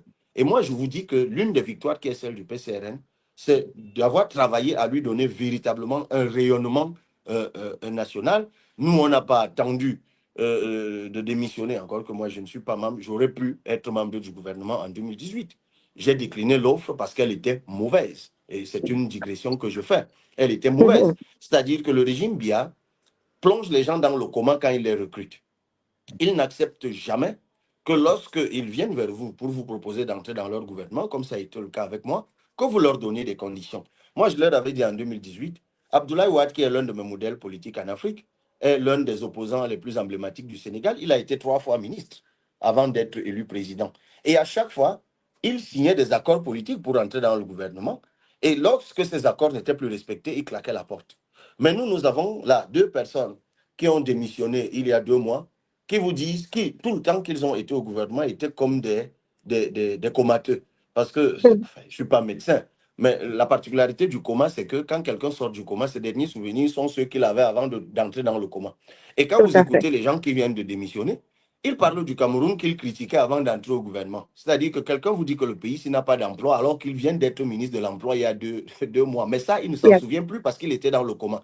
Donc, Okay. il y a des J'ai gens qui une ont dernière choisi, question pour vous. je finis juste, il y Oui, a des gens qui ont choisi de servir servilement le pouvoir BIA et qui, à la faveur d'une élection, démissionnent quelques jours avant, donnant l'impression aux gens qu'ils veulent que ce régime tombe. C'est faux. Et il y a beaucoup de Camerounais qui sont lucides et qui ne tombent pas dans ce piège. Et c'est pour cela que je vous dis que même si, effectivement, il y a un accord ouvert ou tacite entre certains militants de partis d'opposition, et nonobstant ce que leur leader, mais encore que leur leader leur dit de choisir qui ils veulent, y compris même ceux qui les ont plongés dans la misère, c'est leur choix. Mais nous croyons que d'accord. la proportion de Camerounais qui va accepter de s'incliner devant ce que nous appelons les veaux d'or sera faible et que la majorité et l'écrasante majorité des Camerounais, là où nous allons le 12 octobre 2025, veut le changement que j'incarne. OK. Alors, dernière question pour moi, hein, le temps que Mimi revienne. Alors, vous aviez dit il y a quelques mois ou quelques années, je ne sais plus trop bien, que le PCRN est un parti proposant. Et aujourd'hui, cela suffit à certains de vous coller l'étiquette d'être un sous-parti au pouvoir. Qu'est-ce que vous répondez à cela? D'abord, ça avait été dit par ma collègue et elle avait totalement raison. Totalement raison, Madame Sandrine Yamga. C'est 2 termes qui vont ensemble. On n'invente pas la roue. On attend d'un parti politique qu'il s'oppose, lorsqu'il n'est pas au pouvoir, qu'il s'oppose à celui qui est au pouvoir, ce que nous, au PCRN, nous faisons admirablement. Vous n'avez qu'à voir ce que nous avons fait seulement à l'Assemblée nationale, si vous revenez sur nos sorties, sur nos positions. Mais madame, lorsque le mouvement OTS a éclaté, qui est monté au créneau dans ce pays? C'est bien moi. Lorsqu'on a augmenté les prix du carburant, qui est monté au créneau pour démontrer aux Camerounais ce que c'était cette forfaiture? C'est bien moi. Lorsqu'on a signé le faux contrat minier de Libye, qui est monté au créneau? C'est bien moi. Lorsqu'on a détourné les fonds Covid et les fonds des infrastructures sportives, qui est monté au créneau pour le démontrer au point que même le gouvernement était obligé de concéder que j'avais raison, ce qui était inédit? C'était bien moi. Et qui a proposé, parce qu'on n'attend pas seulement d'un parti politique qui s'oppose, c'est-à-dire qu'il montre les limites. C'est ça le jeu politique. Oui, il faut montrer les limites du gouvernement pour convaincre l'électeur. Mais nous, on ne s'arrête pas à ça, Madame Sandrine Yamga. Nous proposons. L'ouvrage de 400 pages que nous avons publié en août 2024 est un faisceau de propositions. 400 pages de propositions. Donc oui, nous assumons les deux pleinement. Nous sommes un parti d'opposition et nous sommes un parti de proposition. Il y en a qui choisissent de n'être que des partis d'opposition sans jamais être des partis de proposition. C'est leur choix. Nous, on n'a pas à les critiquer. Nous, on assume les deux.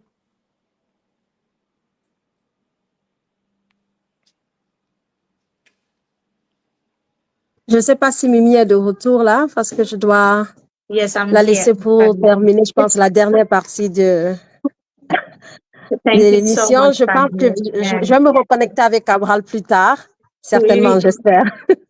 oui. On Vous va avez se noté que, reconnecter vous avez à... noté que l'affinité avec Sandrine est restée. Elle ne trouve pas, elle n'arrive pas à m'appeler honorable ou Oui, président. Elle J'y m'appelle arrive pas, Cabral. Et c'est d'ailleurs, terrible. moi-même, spontanément, je l'appelle Sandrine. Bon, par moment, j'ai mis madame, je sais. Mais c'est tout à fait normal, ça atteste de l'affinité oui, qu'il y a oui, entre bien nous. sûr, tout Ok, à ben, fait. je récupère tes coordonnées à Mimi tout à l'heure. Ok, on Oui. se reparle. Merci beaucoup. Tout à l'heure, Merci Sandrine. beaucoup, À tout à Sandrine. l'heure. Merci. Et à tout à l'heure. And thank you so much, Honorable, for your insightful response. You're I welcome. can see a lot of people responding and also commenting in the comment section. But I just wanted us to, because we are going to have you again. You remember, we're going to have you on Sunday. So we cannot discuss everything today. I can see that. But I just wanted to find out, If you become president today, what is going to be your relation with members of the government, those who are there now? What would you do to them, to those who are the corrupt officials, to those who have been there for more than 40 years? Madam, I'm fighting to renew this country. I'm fighting to renew this country. I will not reject any person we will accept to join our our politics. But I think all those who are ruling this country during these 43 years, because many of them are there since 30 years, some of them are there since 30 years, 40 years, like their president. So, many of them are old.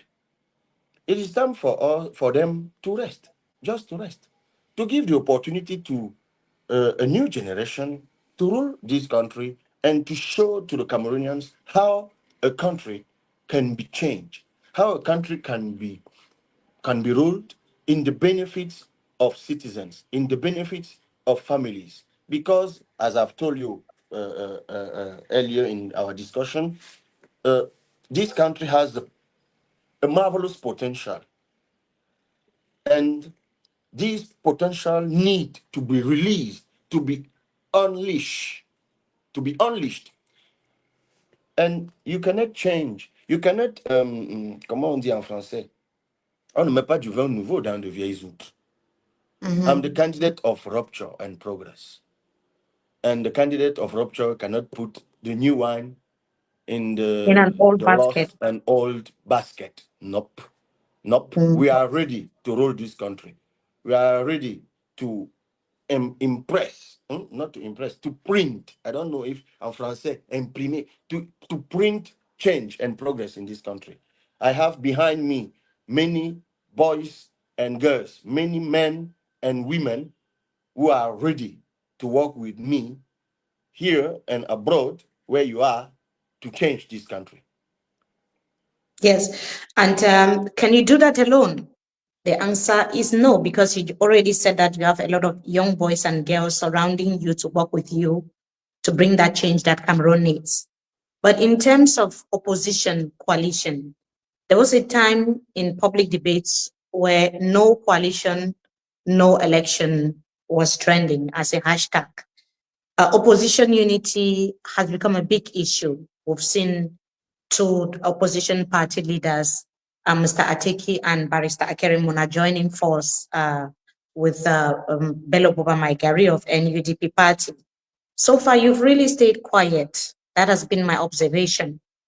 Is it that you believe that you can defeat President Paul Biya alone without a coalition? What is the meaning of coalition? It is the case where other persons, many persons from different origins, different political parties, or different organizations decide to gather and mutualize.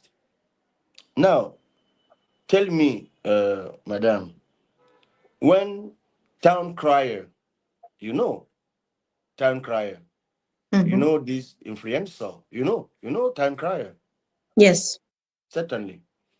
And you certainly know that town crier has decided 2 days ago to join the orange wave. You know, the persons, the number of voters that a person like town crier can bring around me sometimes may be more than those who which another political personality can bring to me, because he is a very popular and a very famous personality. When Musti Charismatic, Musti Charismatic, he's Yes, not a member. certainly. He's not a member of my political party, but he has been seduced, seduced, Seduced. seduced by my program. He has decided to give me his support. When the artist like Tony Nobody, like Marcus, like Dianama, like Tanya Kondom, when the influencers like l'étoile caribéenne, like La Rose Africaine, when the intellectuals like Dr. Carol Chachwang Yongzu, and I have certainly forgotten some names, they have decided to support my candidature. My candidature. Which kind of coalition do you want me? Which other kind of coalition do you want? This is the coalition, and other a council, conseiller municipal, a municipal council, a councillor of CPDM. I've discovered it in the newspaper yesterday. A municipal councillor of CPDM in Colmeted, the village of the boss of police, has decided he has decided to support my candidature. What do you want? So there is I don't have anything against the other coalitions. But let me tell you that I have always been ready to mutualize. Let me remind you something. Few months ago, Professor Olivier Billet created what we called ATP, uh, Pacific Transition Alliance. I was the Mm. one who went to Barrister Akeremuna. I went to his office and I convinced him to join this coalition. I just remember I was in France and I was interviewed by RFI, Boisbouvier. Mm. He has a program every morning, African interview. And he asked to me, okay, now you are mutualizing with Olivier Billet, with Akere Muna. Are you ready to stay behind somebody else? I answered yes. And he asked me, who behind, yes, who behind whom, it is good English, who behind Yes, whom you will yes. stay. And I give the name of Akeremun. And he asked me why. I told him it will be uh, an opportunity for this country to have an Anglophone president, because I Mm. think it is important for this country also to have an Anglophone president. It is a question of equity. Second reason, he is a famous barrister. He has a good reputation everywhere, and he is an experienced man. We want a transition. Me, I'm younger than him. If I'm elected for a transition, I can be suspected because I'm younger than the others to want to stay. So why didn't you form a I say coalition with that. him? I Why say did that you not form a publicly. coalition with him? Yes. Professor Bile and Akeremuna are those who decided to change the plan. And I'm still there observing them. He changed this plan. He joined another political party, and recently he changed another plan. He changed again his own plan. Now he's joining another candidate. That's good. I don't have a problem like that. But when I can tell you now, because So you the mean orange, Barrister Keremona is the only candidate that you could rally behind and let him be the candidate? I was just giving you an example An example. Yes. Okay. of Mm. ATP. This Mm. example testify that I have always been ready to mutualize, to coalize. But if the others they don't need to coalize, now tell me, Madam Mimi Mefo, do you find normal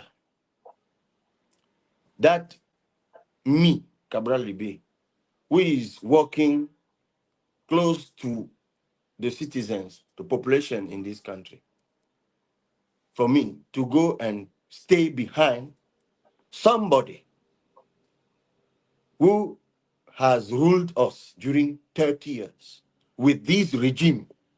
He has been a solid part and member of this regime. In Mm. National Assembly, the political party of Bello Buba is in National Assembly.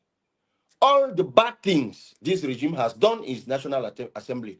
All the bad bills this regime has adopted in National Assembly, they were with them. They But were they are not. having more support. They are having a lot of And support.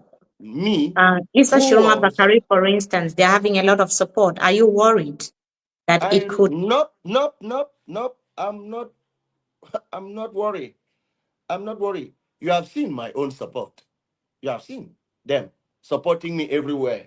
In Douala, few days ago, in the south, in the far north, in Adamawa, everywhere.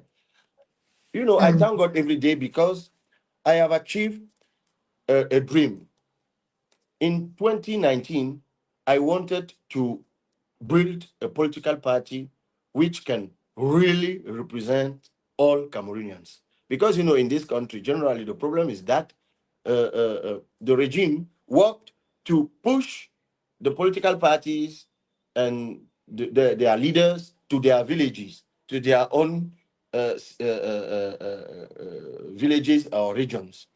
But in this country, we have three political parties which has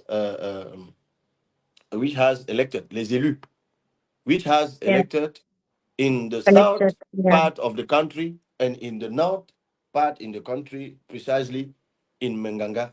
So for us, we are convinced now that we are represented everywhere in this country. Tomorrow, I'm going to Bamenda. I'm represented here by Barrister Tamfu Richard, which is mobilizing there for the meeting which will take place tomorrow. So we don't Mm, worry.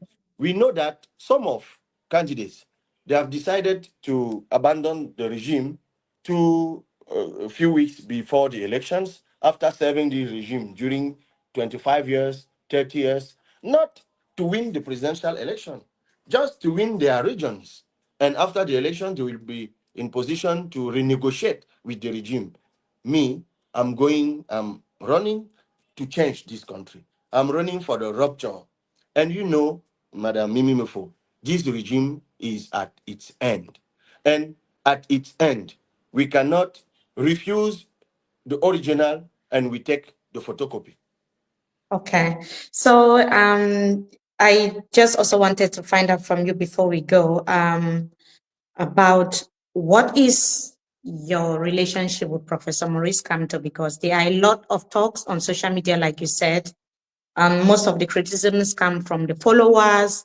Even as a media, we have also been facing our own fair share of the attacks, but that cannot determine how I see Professor Maurice Kamto, because he is different from the online trolls and those who are criticizing online. What is your relationship with Professor Maurice Kamto? Because we've seen recently he's met other opposition leaders, have visited him to talk about the way forward for Cameroon. His candidacy was rejected, but he also has a lot of ideas when it comes to change, economic, political, and social changes. You know, Political leaders can have divergence, c'est ça, divergence. Mm, They can have divergence in their political offers, in their ideologies, in their propositions, but but preserve good personal relations. Relationship between Professor Kamto and me. Professor Kamto was my lecturer in university.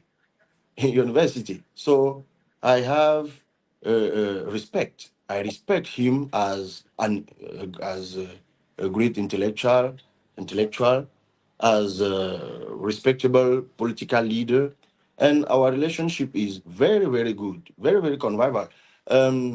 We have worked together in a group during yes, 2 years. 2 years. The group with SDF, with UDC, USDP, UMS, MP, mm. for the rewriting of electoral code. And many, many times we worked together in very nice and good ambience. So what you are seeing in social media is done by some of members of his political parties, but what do you want? It is politics. And yours as well, because the And verbal and and war, mine, and mine, yes, and mine. the Yes, war yes, online is obviously. out of proportion. Sometimes it gets out of control, but it's important to understand that at the level of yours, like yourself and Professor Maurice Kamto, things are just fine, and that the noise. I can put it like that. The social media noise do not get into the way of what you really want to achieve for Cameroon. It's Absolutely not. very, yes, it's very important to understand that. But on a personal level, Honorable, you are an MP, you are also a party leader, but tell us about your personal life, your family, and outside politics. People want to understand the things that But make before you, that, please, let me tell yes. you something very, very important. It's Mm, about nationality. Because for me, it's very, very important because I know you are abroad and I know in which conditions I know what you passed through. But, uh, the recent statistics they gave us in National Assembly is that at least 7 million of Cameroonians are established abroad. And this, it is particular for a country to have this kind of diaspora in quality, in quantity, and in quality. That's mm, why, and for me, it's very important to say that. That's why if I am elected, one of the first thing I will do was to overhaul the Nationality Act we have in this country from 1968, and we put in place in this country the not the binationality, but the multinationality, because we are conscious that those of our compatriots to integrate themselves where they are, they have been obliged to take the local nationality. So mhm. I don't understand that this country, we want the money of our diaspora, we want the expertise of our diaspora, but we don't need them personally. No, we have to change it and reconciliate our diaspora with their country. Yes. So back to the question about so that Cameroonians can know you. We always ask towards the end of the discussion, Cameroonians can know you personally because they just see Honorable Cabral Libii online. Do you have a family, a life outside politics? Can you tell us just briefly about yourself? Okay, I'm married. Yeah, I'm married. I'm a farmer. interesting. Because yes, I'm a farmer. When I'm in my village, Maomi, I go every day to the farm. Um, I love cinema, movies, Okay. Okay. historical movies, and mafia movies. I like particularly mafia and historical movies. Um, I like reading. Reading, I read a lot. I read a lot. You cannot see because in my office here I have books everywhere Mm, because I want to know things I want to know, I want to know, I want to know. So I want to increase my culture. I don't want to be in difficulty when you ask me a question. I want to be yes. up to date. Yes. So I like traveling, discover the world. So I'm a father.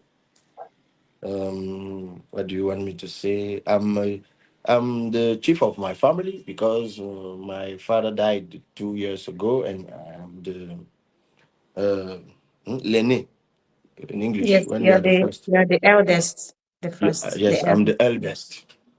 I'm the eldest of my family, so I'm the father. I'm the father of Mm, my family. yes. After politics, I try to remain the father of my family, close to my family, give them love, the same love I give to all the Cameroonians. I should give them. I should give it first to Yes. to We've to seen to my you, we've family. seen you in a lot of videos being a non-politician and also dancing. So we've seen I it. like dance, but my father beat me a lot when I was young to discourage me to continue to dance. But I love dance. What do you want? I love music. I've been in Mm, school music. I'm a chorist. yes. I'm Mm, a chorist. I have a music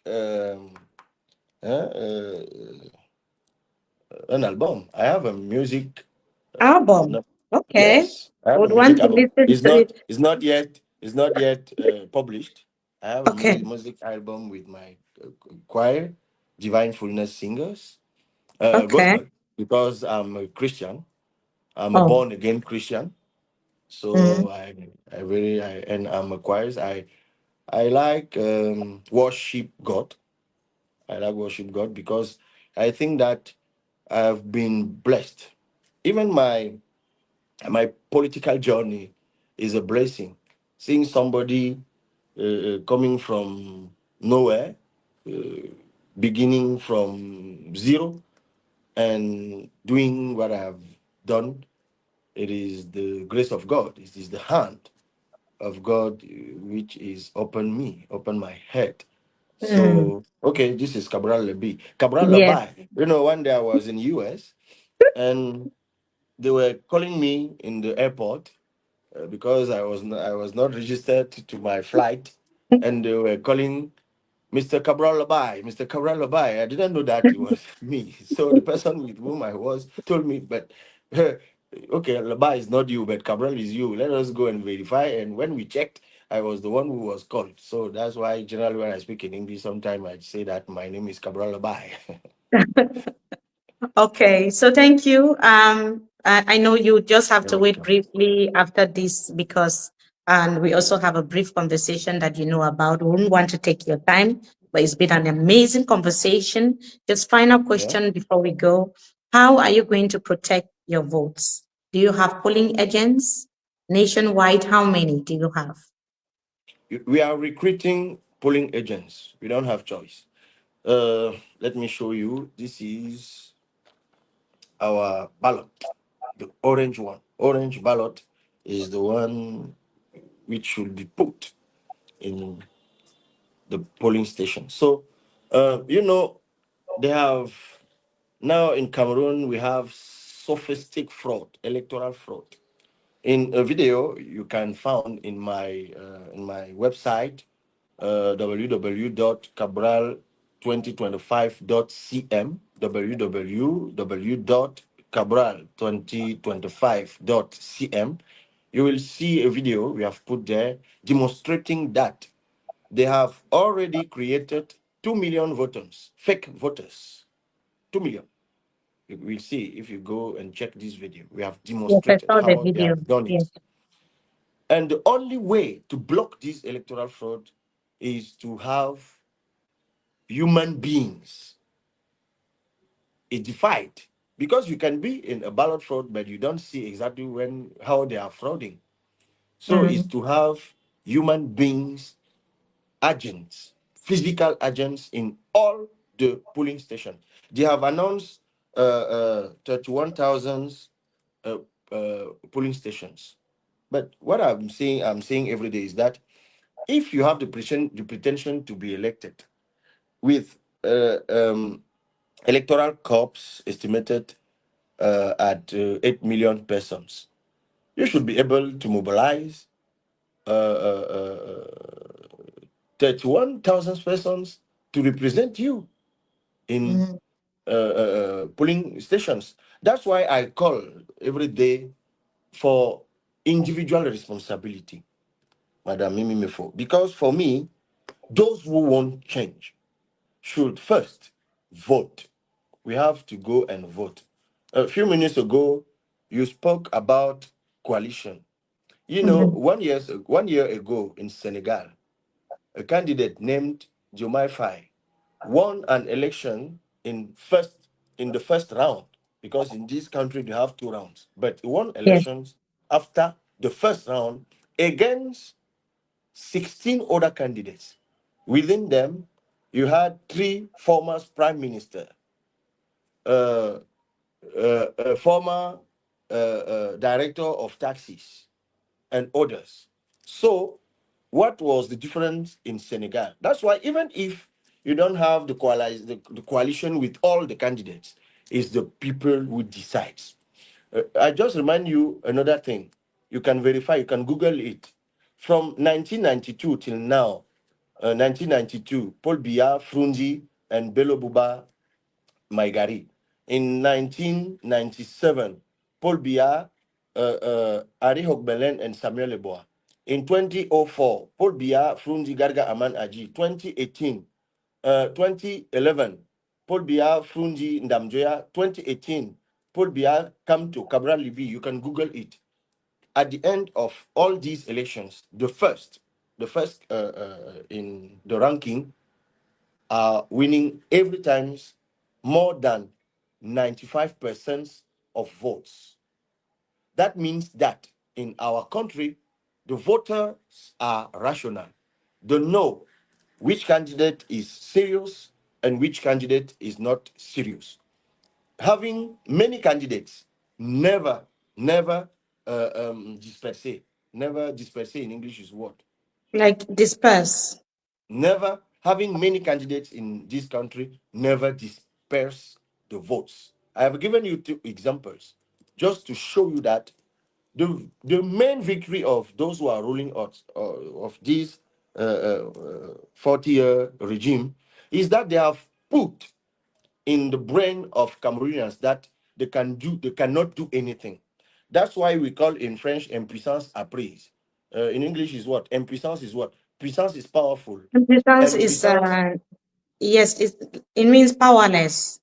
yes, Like the learned powerness. We call it learned powerness. Because when you integrate that, your vote cannot change anything. You yourself, even if you are an agent to control a controller, you will not change anything. Nope. Cameroonians should know that to change a regime, it is a matter of personal, individual responsibility. Every voter who wants change should go on October 12th in his ballot station, voting and control the vote. Even if we candidate, we don't give him money. Tell me, Madam Mimi Mefo, if you stay just one day without eating from 6 a.m. to 6 p.m., you will not die. It is your sacrifice for change in your for the country. change you want to see in your country. Exactly. That is very important, a very important point there. And I'm so glad I'm taking this my computer, my laptop, because I saw a comment. A Cameroonian said that I am not in support of anyone to win. But the answer to my question I'm going to ask will definitely tell you who will win. So they are saying that they are not, people are saying that they are not interested in the election. This is 11 days to October 12th. And Cameroonians who are thirsty, like soif pour le changement, as some of them are saying that they are not interested. They don't want to go and vote because there's still this general feeling of voter apathy. People are still, there's so many Cameroonians who are undecided. They don't know whether to go to the polls because they are not sure whether their votes will be protected, whether it would even be counted, whether it will be rigged, and so on and so forth. So finally, before we go, what what is your message to people, to Cameroonians who think like this? I'm saying that enough is enough. We all know the reality of our country. For you who are abroad, for you who are abroad, you know that every day you receive calls from Cameroon.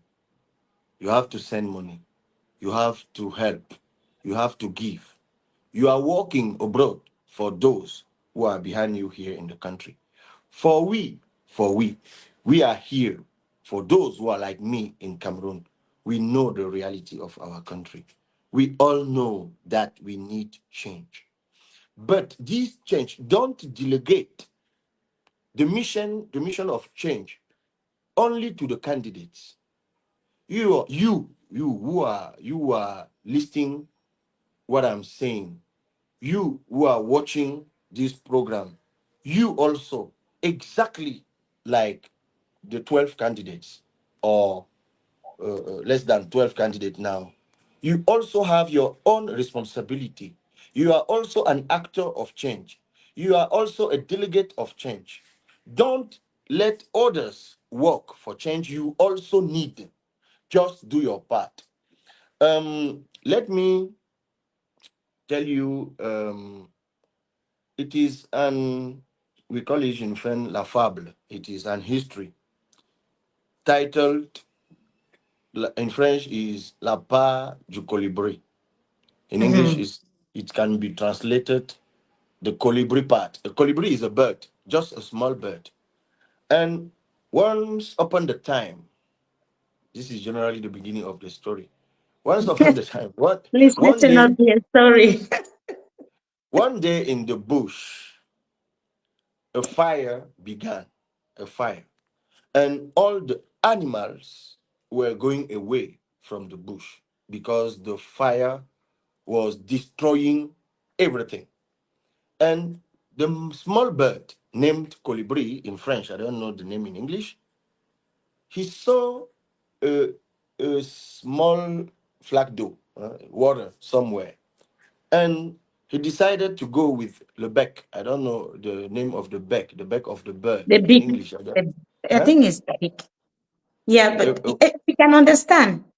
We can okay. understand. And with Yes. his bec, his small bec, he started to go uh, picking water and uh, uh, uh, and put it in water, in fire.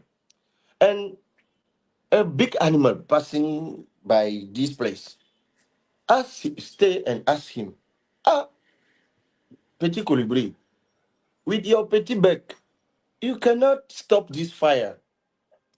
And the petit colibri answered, I know that I cannot stop this fire, but I'm doing my part. I'm doing my own. Please, Mm. I'm begging, just do your part. Just do your own. And the addition of our individual and personal action, this addition will give as a result a victory of change in this country. Thank you so That's much. why I'm deeply optimistic. I'm sure Thank you. that something will happen in this country on October 12th, 2025. Thank you so much, Honorable Cabral. Please just hold on like 2 minutes while I conclude this discussion. Because I see so many Cameroonians are watching. We saw your questions, but I just wanted to officially announce that MMI and the Road to ATD team, we are preparing a big debate on the 5th of October, 2025. That's going to be Sunday this weekend, this Sunday. So please mark it on your calendar as from 6 p.m. Is it 6 p.m. or 5 p.m.? 6 p.m. Cameroon time. We are going to be having a big, one of the biggest debates, discussions that we've ever had since the Road to E2D program started, this political program started, where we will have the opportunity to listen to all the candidates, including Cabral. Cabral was not able to even tell us some of his social programs, his economic, he could not detail even his foreign policies, but you will hear from him again on that day what exactly he's got to offer. We will listen to all the candidates. Some might be there live, some will join before, during, or even after. But please keep that appointment because it's going to stream on several social media platforms. We will be giving you details of this program in the couple of the next hours or maybe tomorrow. But please just watch the space because we are going to be giving you details about this. I also want to use this opportunity to thank Cameroonians. This is the seventh presidential candidate that Road to A2D has interviewed so far. And we cannot conclude this program without saying thank you for all your support, for everything that you have been doing to push us to be there. Whenever we just come and say we have a discussion today, you are there to follow us, to be part of the conversation, because you want to be part of those writing the history of the generations to come in Cameroon. Remember that we started Road to E2D 3 months ago, and today we are exactly 11 days to the presidential election. What is your decision after listening, watching, hearing from 7 presidential candidates? We've also issued invitations to the other political parties, including President Paul Biya himself. We are waiting to see what the response will be. But so far, I just wanted to say thank you for watching. Thank you for also sharing. For those who have been following the discussions and giving constructive remarks in the comment section, we want to really applaud you and say thank you. And for our guests today also, we want to say, really say thank you. Like I said, you will get the opportunity to listen to him again on Sunday, because that is going to be like a bigger debate, and it's not going to be just me alone. We will be having different faces. So it's very, very important to keep that appointment for that day. And for the entire MMI team, particularly the Road to HUD production team, including Jodeka Kenye. Sorry, I'm always having difficulties pronouncing his beautiful name, but he has been like the backbone of this program, and I just wanted to appreciate him on here. And Kingsley Shete also has been doing very amazing. We also have Master, that's how we call her. They are all amazing, doing fantastic work from the background. I'm just the face of this program, and I just wanted to thank also the entire MMI team for putting this program together, and it's been fantastic so far. So thank you. This is not our last debate, it's not the last discussion, but I just want to say we appreciate you so much. Thank you and thank you and thank you. Goodbye.